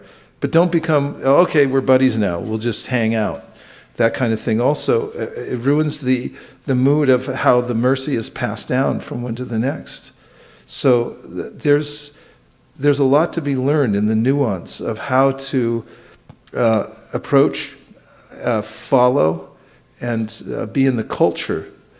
The whole organization we have is this culture of how to respect the Guru properly. We have Guru Puja every day for Srila Prabhupada, and we see his possession properly also as the founder Acharya, so that he's watching out for all of us, and we take him as the ultimate arbiter of all the various moods and methods through which we conduct ourselves in the devotional practice, but it doesn't negate the fact that one needs to have a personal relationship with a guru also, both Shiksha and Diksha gurus. Because even as one studies Prabhupada's books, so many questions have come up, unlimited questions between one paragraph and the next of how do I execute this, and what mood should I do it in, what did Prabhupada say about it, and so forth. All these things taken together form a culture of learning in the mood of pranipat and pariprashnena and sevaya. Last one comes from Manjulakanta, and then I have to move on to the next paragraph in the Nectar Devotion. Maharaj, that statement reminded me of how the mood of Arjuna changes as Bhagavad Gita progresses. And then when he sees the universal form, he sees that, and he has this statement, he says, forgive me for I have treated you as a friend, and I have taken you for granted, and I have not been as respectful as I should have been.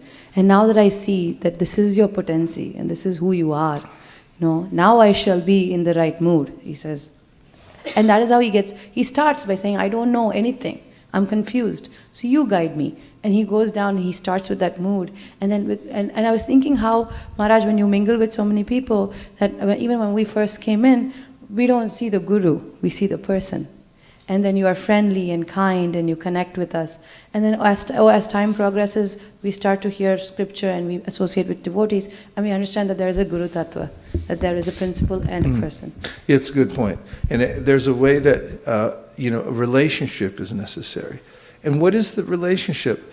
Generally, it's the mood that, oh, this person helped me, and I noticed it. It changed my life somehow, that there's an exchange of hearing, chanting, and direction through the scripture. And then you're listening and you go, oh, I feel really inspired. I'm able to overcome my doubts, and that becomes prominent in one's life.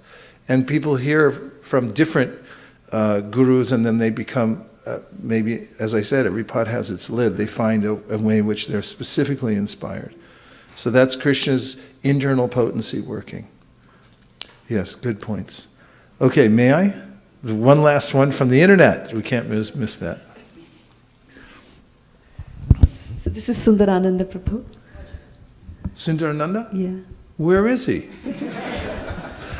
That's why I couldn't get any bhav.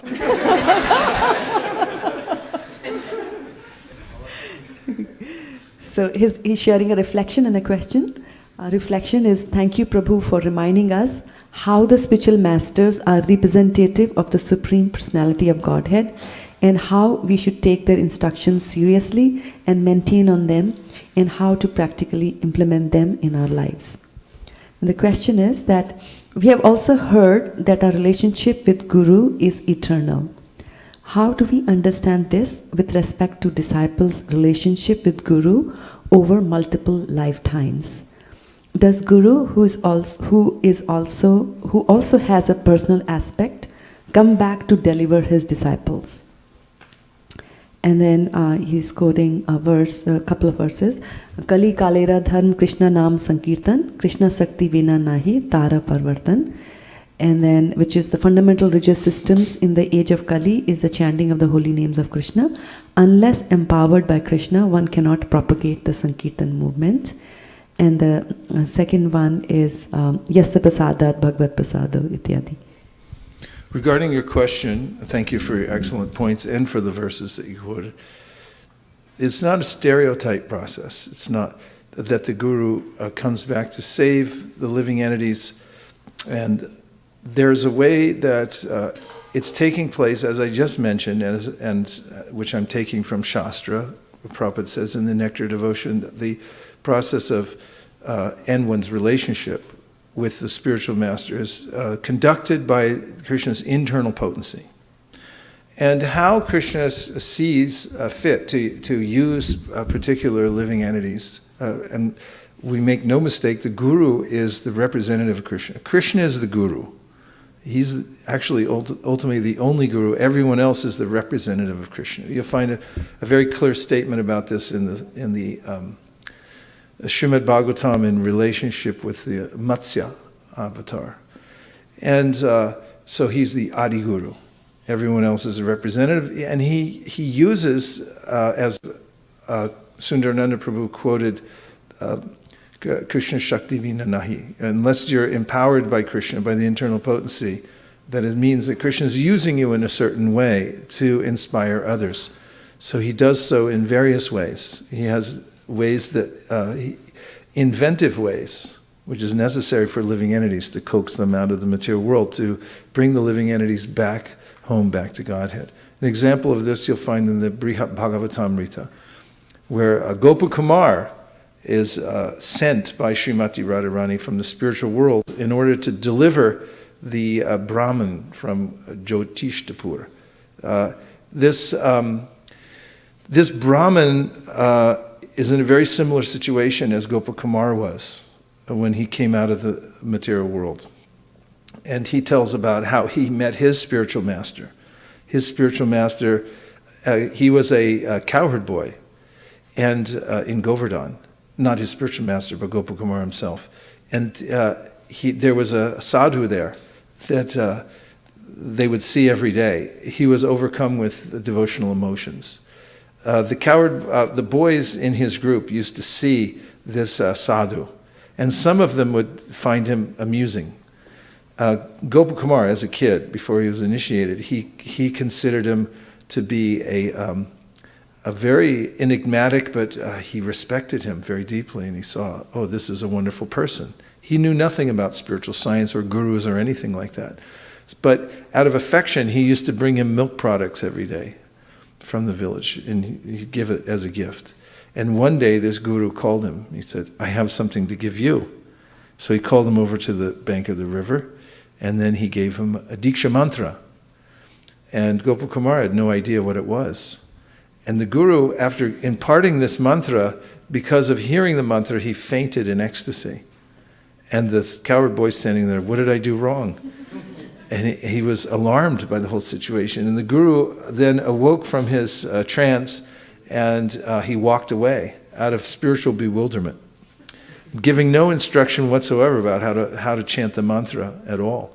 And of course, this is one of the predominant themes of the Brihad Bhagavatamrita, that without that instruction on how to chant the mantra properly, without that kind of guidance, Gopakumar ends up going everywhere in the universe to try to find his way back to Godhead.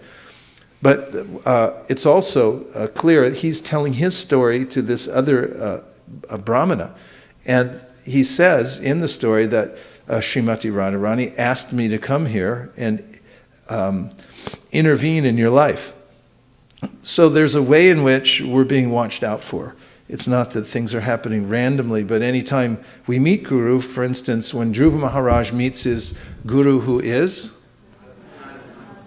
Narada Muni, overheard his conversation in the palace. How's that possible? He wasn't there. So then he explains that the Supreme Personality of God is within everyone's heart, and he informed him that there's a living entity here that needs help. So he intervened in the life of Dhruva Maharaj because it's directed by the Supreme Personality of Godhead. So my point is, and hopefully sufficiently substantiated by Shastra, is that there's a way in which it's Krishna's will that the living entities come back to Godhead, and he uses various representatives in order to assist people in coming back home, back to Godhead, and he assists them in various ways. So it's not a stereotype way in which the guru independently does this or that to save the living entity, but he does it in concert with Krishna and according to the way Krishna makes the arrangement, which may include coming back to the material world to help the disciple make the next steps in coming back to Godhead. I hope that helps Sundarananda Prabhu. Okay, can we read one more paragraph? Yes. We were, everybody okay? Everyone good? Okay. Accepting initiation from the spiritual master and receiving instruction from him. I didn't read that yet, right? Okay. Sage Prabhuda continued to speak to the king as follows: My dear king, a disciple has to accept the spiritual master. Not only, I did read it. First paragraph is read. First statement only. Okay, I'm going to read the whole thing. Sage Prabhupada continued to speak to the king as follows. My dear king, a disciple has to accept the spiritual master not only as spiritual master, but also as the representative of the Supreme Personality of Godhead and the Supersoul. In other words, the disciple should accept the spiritual master as God because he is the external manifestation of Krishna. This is confirmed in every scripture, and a disciple should accept the spiritual master as such. One should learn Srimad Bhagavatam seriously and with all respect and veneration for the spiritual master. Hearing and speaking Srimad Bhagavatam is the religious process that elevates one to the platform of serving and loving the Supreme Personality of Godhead. Question: what is the religious process that elevates one to the platform of serving and loving the Supreme Personality of Godhead? Correct. The attitude of the disciple should be to satisfy the bona fide spiritual master. Then it will be very easy for him to understand spiritual knowledge. This is confirmed in the Vedas, and Rupa Goswami will further explain that for a person who has unflinching faith in God and the spiritual master, everything becomes revealed very easily. Serving the spiritual master with faith and confidence. Regarding accepting initiation from the spiritual master, in the 11th canto of Srimad Bhagavatam, 17th chapter, verse 27, it is stated by Lord Krishna, my dear Uddhava, the spiritual master must be accepted not only as my representative, but as my very self. He must never be considered on the same level with an ordinary human being. One should never be envious of the spiritual master as one may be envious of an ordinary man. The spiritual master should always be seen as the representative of the Supreme Personality of Godhead, and by serving the spiritual master, one is able to serve all the demigods. So this verse, 11, 17, 27, you should all know this verse. Acharyamam vijaniyam Navamanyeta karichit Namartya budya suyeta Sarvadeva mayo guru Acharyamam vijaniyam Navamanyeta karichit Namartya budya suyeta Sarvadeva mayo guru Acharyam, the spiritual master. Mam, myself. Vijaniyat, one should know. Na avamanyeta, one should never disrespect. Karichit, at any time. Na, never. Martya budya, with the idea of his being an ordinary man. Asuyeta, one should be envious. Sarvadeva, of all the demigods. Maya, representative. Guru, the spiritual master. Translation: one should know the Acharya as myself and never disrespect him in any way. One should not envy him, thinking him an ordinary man, for he is the representative of all the demigods. I'll just read the first section of this purport. This verse appears in Chaitanya Charitamrita Adi 1.46. His Divine Grace Om Vishnupad Paramahamsa Parivraja Kacharya Ashtotara Shata Shri Srimad A.C. Bhaktivedanta Swami Prabhupada has commented on this verse as follows. This is a verse from Srimad Bhagavatam 11:17-27, spoken by Lord Sri Krishna when he was questioned by Uddhava regarding the four social and spiritual orders of society. He was specifically instructing how a brahmachari should behave under the care of a spiritual master. A spiritual master is not an enjoyer of facilities offered by his disciples. He is like a parent. Without the attentive service of his parents, a child cannot grow to manhood. Similarly, without the care of the spiritual master, one cannot rise to the plane of transcendental service. The spiritual master is also called Acharya, or a transcendental professor of spiritual science. Manu Samhita 2.140 explains the duties of an acharya, describing that a bona fide spiritual master accepts charge of disciples, teaches them the Vedic knowledge with all its intricacies, and gives them their second birth. Continue, please.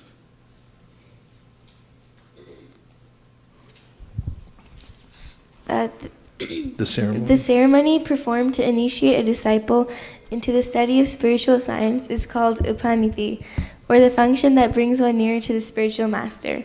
One who cannot be brought nearer to a spiritual master cannot have a sacred thread, and thus he is indicated to be a Shudra. The sacred thread worn on the body of a Brahmana, Kshatriya, or Vaishya is a symbol of initiation by the spiritual master. It is worth nothing if worn merely to boast of high parentage.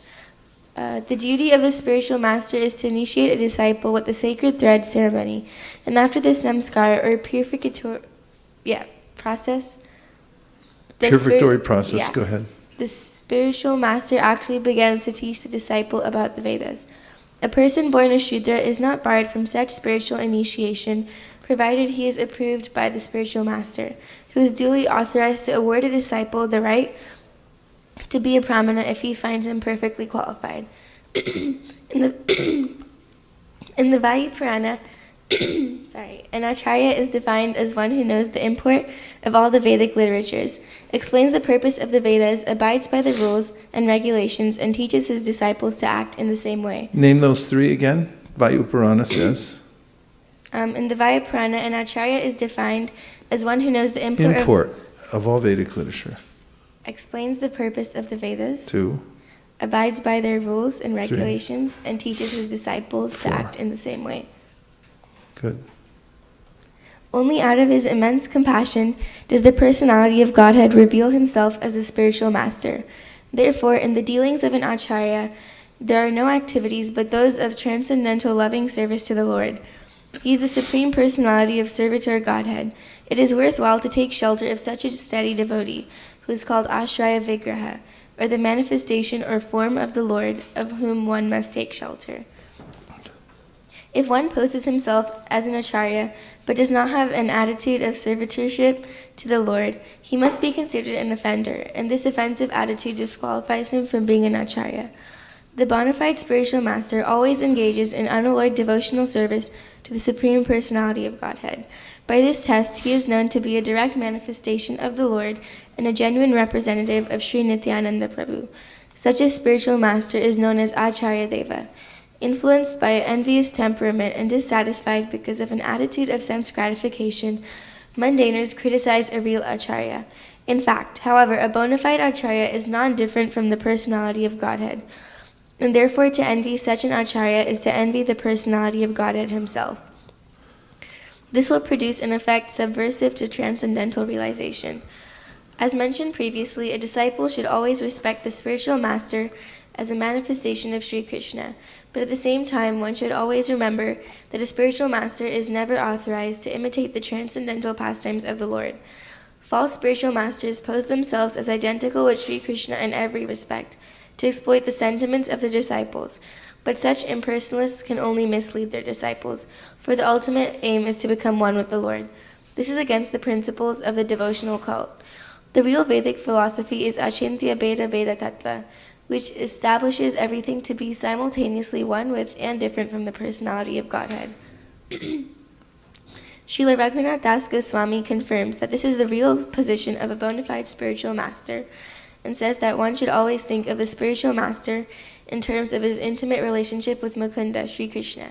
Srila Jiva Goswami, in his Bhakti Sandarbha, has clearly defined that a pure devotee's observation of the spiritual master and Lord Shiva as one with the personality of Godhead exists in terms of their being very dear to the Lord, not identical with him in all respects. Following in the footsteps of Srila Raghunath Das Goswami and Srila Jiva Goswami, later acharyas like Srila Vishnavad Chakravarti Thakur have confirmed the same truths. In his prayer to the spiritual master, Srila Vishnavad Chakravarti Thakur confirms that all the revealed scriptures accept the spiritual master to be identical with the personality of Godhead, because he is a very dear and confidential servant of the Lord. Verse? Which verse is he talking about? Sakshat Dritvina Samastashastra. Call a friend. Okay. Go ahead. What's the verse? Say it. Sakshadari. Sakshadari tvena samasta shastra yuktastata bhavyata eva sadvi kintur prabhurya priyapadasya vande guru shri. And it means, generally, according to what we just heard?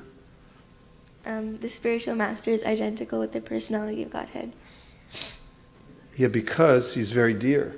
That's the point that's being made here. I'll read this again. Listen. Following in the footsteps of Srila Raghunath Das Goswami and Srila Jiva Goswami, later acharyas like Srila Vishwanath Chakravarti Thakur have confirmed the same truths. In his prayer to the spiritual master, Srila Vishwanath Chakravarti Thakur confirms that all the revealed scriptures except the spiritual master be identical with the personality of Godhead because he is very dear, confidential servant of the Lord. So this is the way in which he's considered to be identical, because he's so dear. For instance, if you know someone who is very dear, like someone has a dear son or a friend, practically they're inseparable. There's no difference between them. So in that sense, the spiritual master, because he's very, very dear, because, as Krishna says in the Bhagavad Gita, the one who's spreading Krishna consciousness, teaching the message of Bhagavad Gita, what does Krishna say about such a person? Very dear, or what else? Did he say very, very dear even? What does he say? The most dear. There's a difference between very and most, isn't there? Please say yes. Yes. Yes, there's a difference between very and most. He's the most dear of anyone.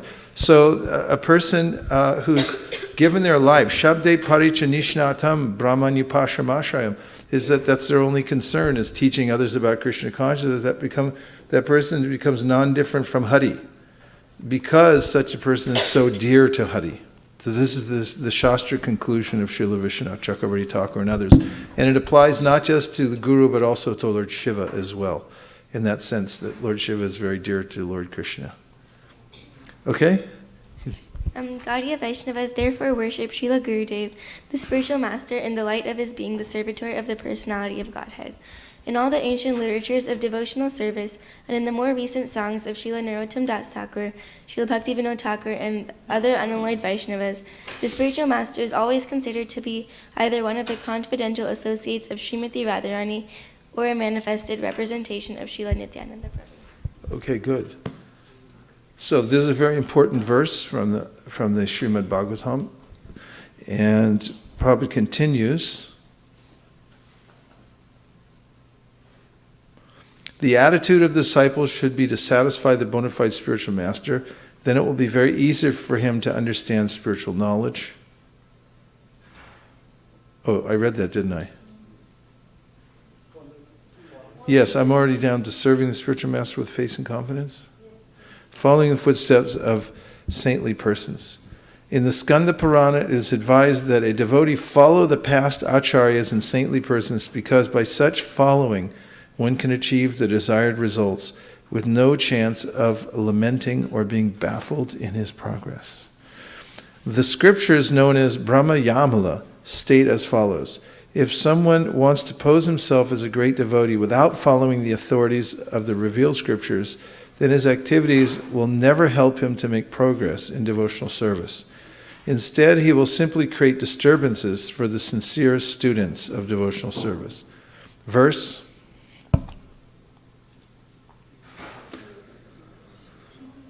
Who's got it? I heard that.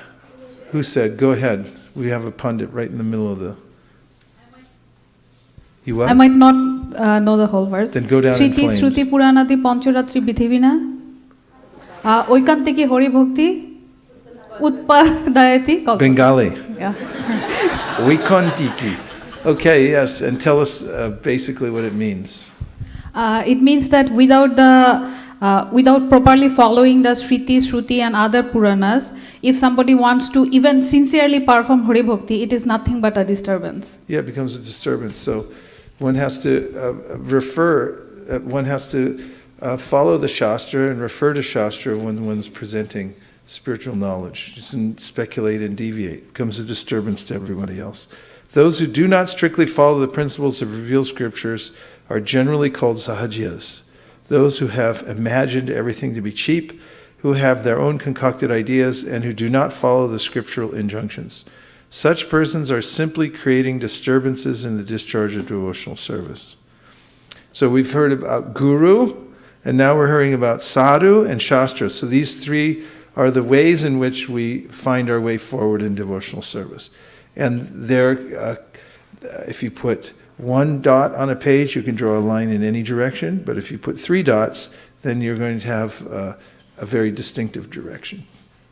So all of these 3 entities are vitally important to move forward in devotional service. What are they? Guru, all 3. And it's not Guru, Guru, Guru. It's not Shastra, Shastra, Shastra. It's not Sadhu, Sadhu, Sadhu, but it's Guru, Sadhu, Shastra. You take these 3 things and you consider them very carefully. Then if a guru starts saying things that aren't in Shastra, and they're also not confirmed by Sadhu, then what is your conclusion? Something's not okay. You have to be thoughtful to advance in spiritual life. It's not a cult. You have to carefully consider this thing. Tat shradhana munayo jnana vairagya yuktaya pashyantya chatmanam bhakta shutagrahitaya. So you have to be fortified with knowledge and detachment, and you also have to be thoughtful. And you have to consider these things very carefully for yourself in order to be directed properly. Guru, Sadhu, Shastra. Correct? Yes. Say yes. Yes. Thank you. Manjula Kanta. Maharaj, when we say that you need all these 3, so if I just have Guru and I don't focus on Sadhu or Shastra, then I have a chance to deviate in various directions. And yet you remind us again and again of the verse that one who follows devotional service, for him knowledge and detachment automatically arrive. So these 2 verses do not correlate. Help me understand how they a guru is somebody who is Shabde Parita Nishnatam. We notice that the definition of a guru is one who has fidelity to Shastra. So you have to acquaint yourself with Shastra. For instance, you should know Bhagavad Gita in order to know what is a qualified guru. And then when you see the guru, you see that the guru is constantly backing up everything with Shastra. The guru doesn't speak out of turn and say, I think it's like this. Why? Is it? I don't know. It's just, I kind of feel like that. The guru is one who gives precedent. Just like Prabhupada said, a lawyer knows the law and knows the law books very carefully. The lawyer goes into court and the judge says, why are you making this assertion that this person is guilty? And he said, I don't know. I just feel like it. That's not acceptable. You have to give a case and you have to give precedent. So this case, it's in 1972. It was, this person against that person. The circuit courts decided in this way. And that proves it on one side. Then there were other decisions that lead up to that. It's a valid legal theory. And so then it's bona fide. So you have to be able to see what is a guru who's leading you properly, who's actually referring to Shastra. So the guru is the representative of the Shastra. But you'll find that with the lawyer, you may go and look at all the law books and everything like that, but you still need the lawyer to help you sort it out. So, Guru, Sadhu, Shastra, all these 3 things are what guide us as we go forward. Then you see, how does it work? Guru, Sadhu. And then you see Guru, Shastra. Then you see how are the sadhus applying this in their life. See, what are the great acharyas? Why do we have mahajans? These mahajans are listed because look at their life. Look what they did. They're basically the mahajans, like Bali Maharaj is one of our mahajans. Why is he mahajan?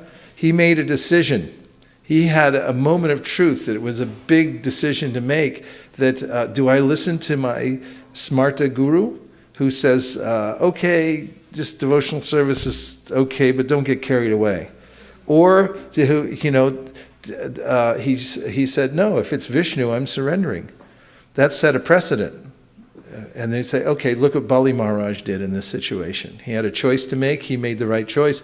He's a guiding principle. It corroborates what's there in Shastra and what's there from the Guru. 3 things. Guru, Sadhu, Shastra, 3 things, not Guru, Guru, Guru, but Guru, Sadhu, Shastra. These 3 things you have to be thoughtful and consider. And if the Guru is not speaking according to Shastra, then you might investigate, because maybe you don't know which Shastra the person's talking from. You might inquire. And if not, what's the principle? Why aren't you following? Yes. Prabhu, we were talking about Mahajans. I was just thinking that in our Bhakti Vaibhava exam, we had a question that we had to mention all the 11 Mahajans. And, we had a discussion after the exam that many of us didn't remember all the 11 Mahajans. So we added our own little, whatever we thought. We didn't want to leave out the answer just like that. So some of us wrote Kunti, some of us wrote, we wrote other names. So we were just sitting down and thinking, what determines only those 11 people who are Mahajans? And also not in a wrong way, but we thought that all the Mahajans were men. There was no women devotee in it. So we were thinking, is there a particular criteria of why is only some devotees are Mahajans and why only there are 11? Well, what did Srivas Prabhu say?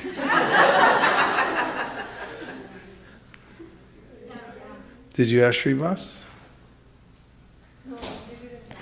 Okay, first ask Srivas. I don't want to intercede because it was his test. And then come back and tell us what he said. Okay? Thank you. Yes.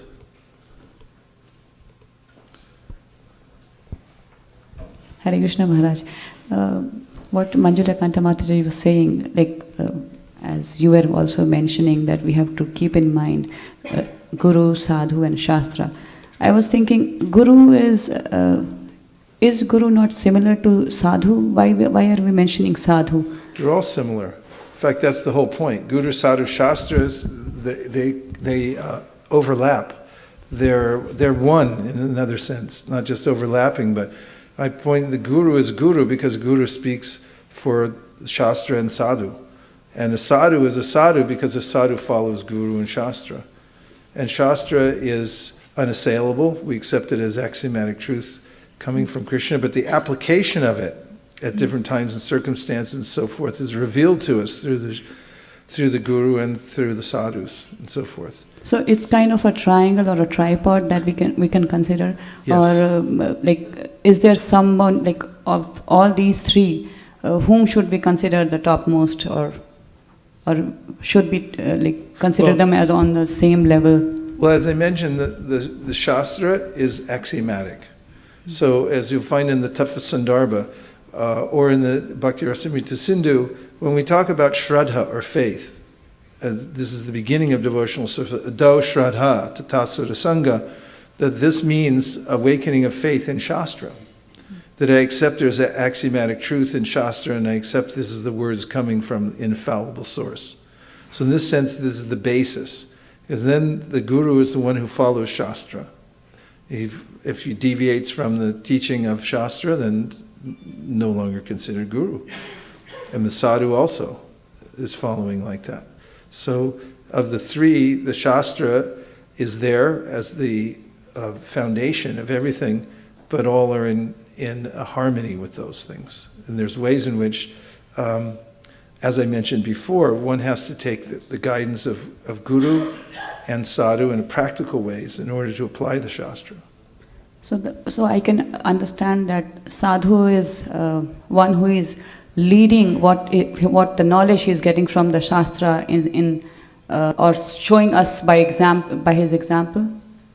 Yes, that's what a sadhu means, one who's showing by example. Various life situations that they take it up and they show, this is what you do, this is how you live your life. You apply. This is how you apply the Shastra practically in your life. You can follow in that way. Thank you. So Mahajans, just like we have our list of the Shiksha Parampara from Srila Bhaktisiddhanta. Actually, some are Shiksha, some are Diksha. But the fact is that in any science, you have prominent names of personalities who have exemplified the teachings and have maintained them, especially at times when they were under attack and so forth. And so these names become prominent. but all the Vaishnavas are worshipable, and there are many other names that aren't there, and you say, how about this, how about that? But there's a way in which we form a representative list, and similarly with the Mahajans. And similarly, and also we find in the, the Shastra, you mentioned Kunti, there are other great sadhvis, women Vaishnavas who exemplified the teachings in so many different ways. But I still want to hear what Srivas Prabhu has to say. Gauranga Duti Pada. This is a song by Narottam Das Thakur that we alluded to during the Gauranga Duti Pada.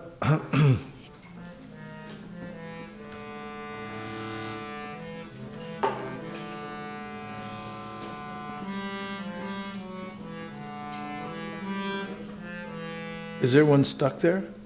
Yeah, there's one stuck. Oh.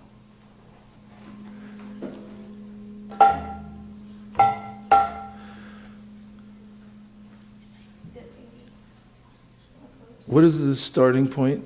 We're good there? Gaurangera Duti Pada Jardana Sampada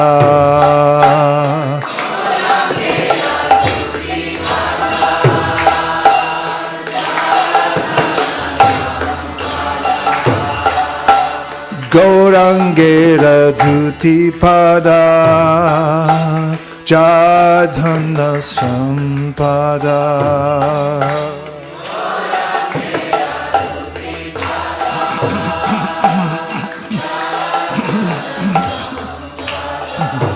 Se jane bakati rasasara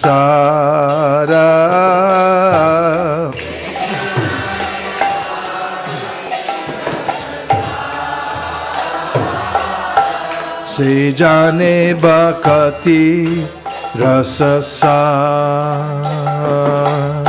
Se jane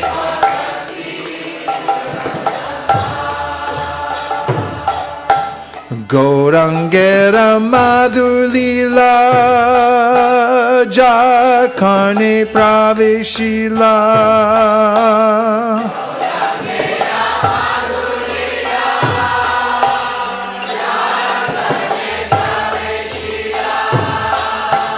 Gaurangera Madhulila Jakarne Praveshila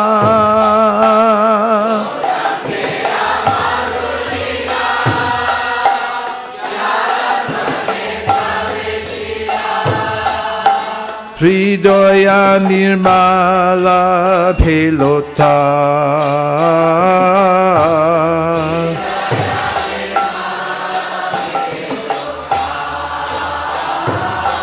Anyone who has accepted the 2 lotus feet of Lord Chaitanya as his only asset knows the true essence of devotional service. The heart of anyone who gives submissive oral reception to the pleasing and sweet pastimes of Lord Chaitanya immediately becomes cleansed of all material contamination. Doya Nirmala Belota Nirmala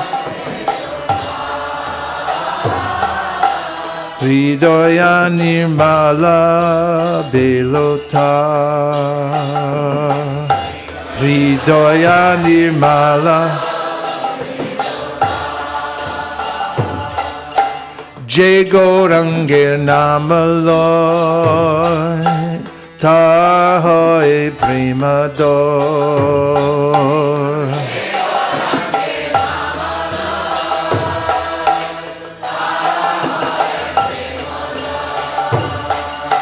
Jai Gaurangir Namaloy Tahoy Primador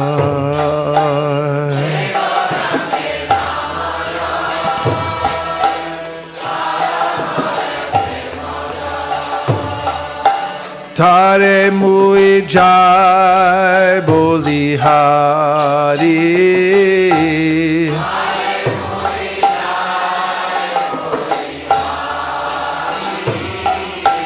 Tare Mui Jai Boli Hari.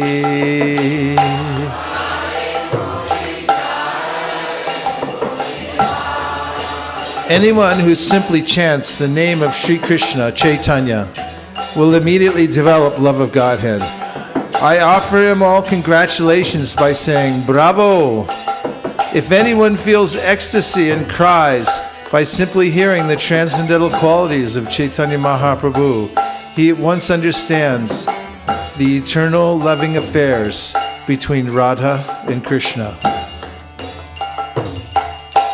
Gaurangera Jure Nitya Lila Tare Spure Gauranga Gun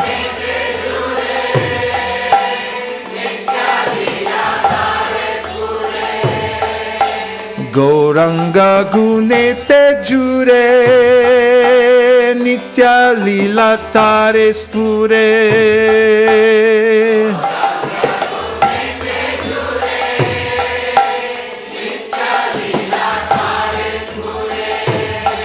Se janna bhakati arikari, se janna bhakati, se janna bhakati arikari.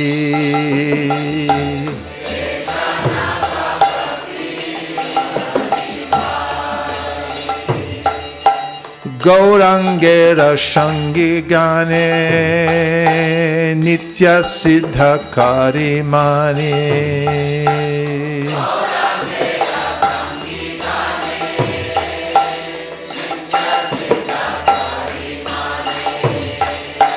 Gaurangera Shangi Gane Nitya Siddha Karimane.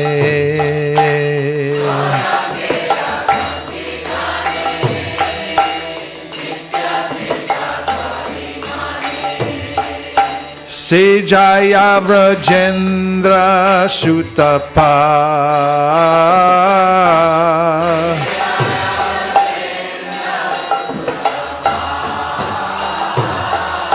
Se Jaya Vrajendra Shutapa.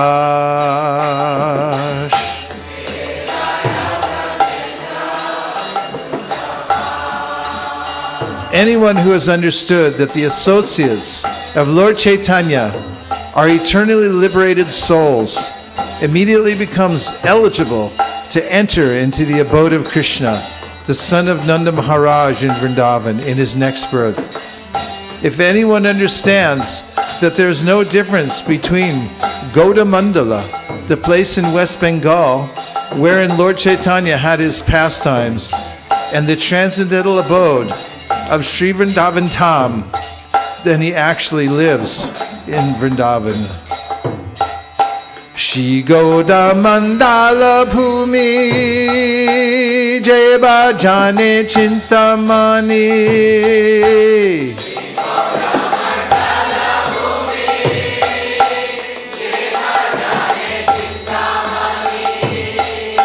Shri Gauda Mandala Bhumi Jeba Jane Chintamani.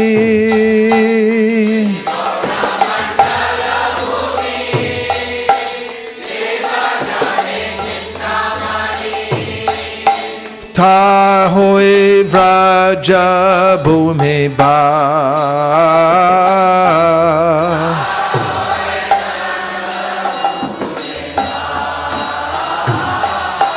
Tara hoy vraja bhume ba.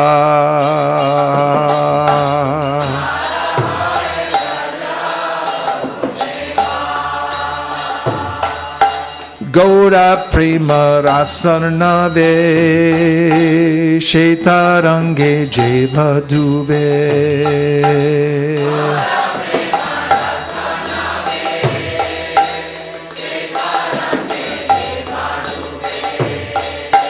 Gaura prema rasarnave shetarange jeva dube.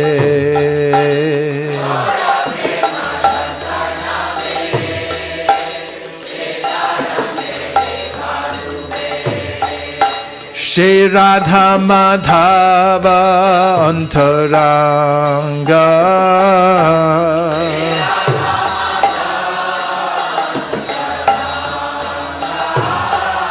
Shri Radha Madhava Antaranga.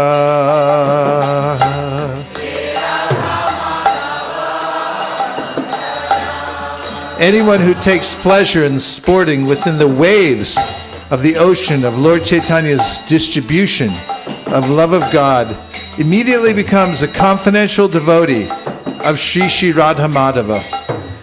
It doesn't matter whether such a devotee is in the renounced order of life or whether he is a householder. If he is actually taking part in Lord Chaitanya's Sankirtan activities and actually understanding what it is, then such a person is always liberated, Nitya Siddha. Narottam Das aspires for his association. Grihe Baba Nete Take Ha Gauranga Bole Thake.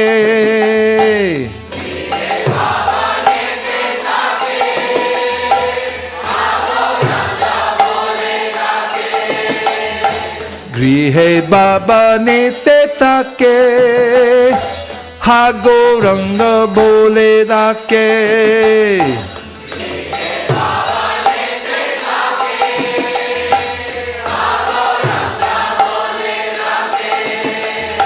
Narottama Mage Tarashanga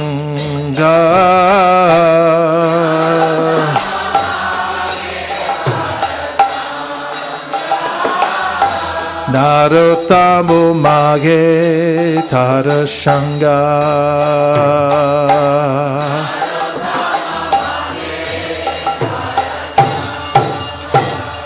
Grihe Baba Nite Take Ha Gauranga Bole Thake.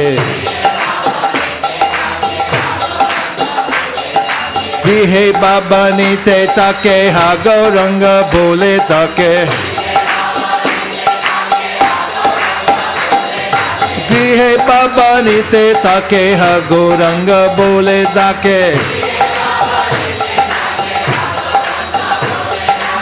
Grihe Baba Nite Take Ha Gauranga Bole Thake. Grihe Baba Nite Take Ha Gauranga Bole Thake. Haribo, Haribo, Haribo, Nitai Gaur Haribo.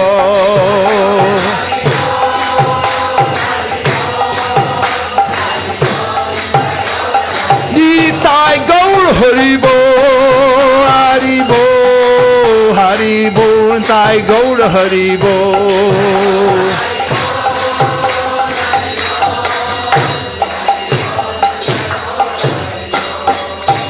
Jai Gaura Premanande, Shri Harinam Sankirtan ki, Shri Harinam Mahamantra ki, Shri Harinam Prabhu ki, Gaura Bhakta Vrinda ki, Gaura Premanande, Nitai Gaura Haribo, Haribo, Haribo, Nitai Gaura Haribo.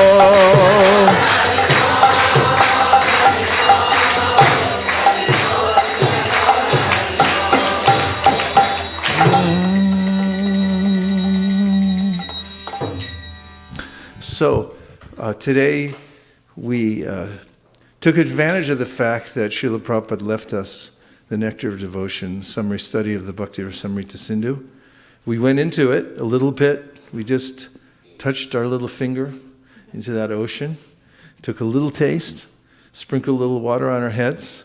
But even that is substantial, just the tiniest touch. How deep is the ocean of Srila Prabhupada's books. Also, this morning I was just talking to Devamrita Swami, who I'm working on in a division of the BBT to bring out the Goswami books. We already have Tattva Sandarbha, we have Lakhu Bhagavatamrita, Brihat Bhagavatamrita. Next will be the Bhakti Rasamrita Sindhu. Lord Prabhupada gave the summary study of the 10th canto of Srimad Bhagavatam. He also began in on the extended translations and commentaries to the 10th canto of Srimad Bhagavatam, and he asked that it be continued, and it was. So in a similar way, the BBT will be bringing out the Bhakti Rasamrita Sindhu. There'll be a huge demand for this book. The Bhakti Sandarbha is also coming out. It's a book that the devotees will want to have in their homes because it's one of the most important of all the literatures substantiating the process of bhakti, written by Jiva Goswami. Just a warning, it's very hard to read. It's highly, highly philosophical. Nonetheless, you'll all want to have it. He was asking me how many copies, to print, and it's something that there's a section of devotees who just want to have it and worship it and keep it. And you can try to read it. Just as at the end of the Tattva Sandarbha, the Sarva Samvadani, we read that a couple of times, but only out of duty. I couldn't understand a word of it, but we did it anyway because Jiva Goswami wrote it. It was meant for people with much higher intelligence. So we worship all these books. We bring them out in order to preserve them in society, so they'll be there. But the nectar of the Bhakti Rasamrita Sindhu is something there'll be a stampede for. So I'm starting to mention it now, even though it's not in production. We'll start a pre-ordering process soon. They'll all be gone before it even hits the press. So I'm just telling you now, and anybody else that's listening, it's coming down. It's such a powerful rendition given to us by Bhanu Swami, who's an international treasure. He's an amazing devotee. He's Canadian, but he looks Japanese. He goes to Japan regularly. We have service there together. He reserves all his energy in order to be absorbed in translating all these books that he's doing. What do I mean by that? If you write an email, he'll write you back with as few words as possible. No salutation, no ending thing, no name, anything. He gets it down to one-word answers. However, he is very responsive. I asked him one time, Maharaj, why do you do that? He said, I have to answer everybody, and I don't have time. But I've noticed him when I went to Chennai and I saw him, I met him in his office. Every waking minute that he's has available, he's there working with these Vaishnava Shastras, bringing them into the world. Gopi Pranadhana Prabhu, who is the Sanskrit editor for the BBT for many years, trained at the same time Prabhupada was here. He was getting training, and he trusted Bhanu Maharaj's translations very much because, of course, there's Sanskrit's very intricate language, and there's a lot of ways it can be translated, but he not only has fidelity to Srila Prabhupada, but also expert knowledge of Sanskrit. So we're fortunate that these books will be coming out.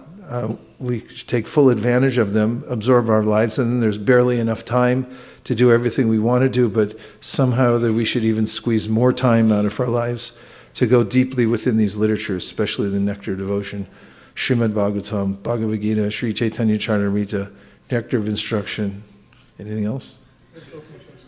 Shri Upanishad and so forth. Get as much as you can while you can as a human being passing through during this time when Chaitanya Mahaprabhu was just here a few minutes ago. And as this song says, dive into the Sankirtan movement. Don't hold back. Dive into the ocean. It's an ocean, Rasarnavi. And if you dive into that ocean and the activities of Chaitanya Mahaprabhu, you'll come out on the shore of the pastimes of Radha and Krishna. This is how one advances in this age, by taking shelter of Chaitanya Mahaprabhu, all the practical things that you're doing, especially distributing this transcendental knowledge through the Shastra. You're going door to door, street to street, finding ways to get people to take these books. There is no finer or higher service that you can do, of course, in concert with all the other things that we do here in order to attract the attention of Lord Krishna and advance in devotional service. Anybody who agrees with the sentiment of that statement, please say Hare Krishna. Hare Krishna! Okay, so now we're going to have Guru Puja. We worship our founder Acharya's Divine Grace A.C. Bhaktivedanta Swami Prabhupada. So we'll roll up the carpet and we'll bring out the paraphernalia for duly worshiping His Divine Grace. And just after that, we'll have prasadam. Hare Krishna. Vanchakalpatarubhascha kripasnabhevacha patitanam bhavanibhyo vaishnavebhyo namo namaha.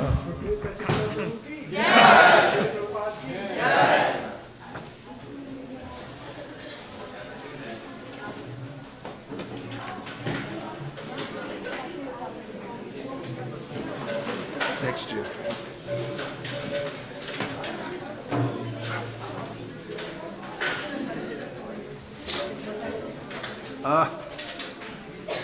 Fantastic.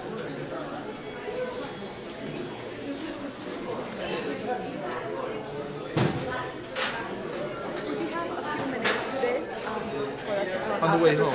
Oh, we are going to. You take me home? Oh, yeah.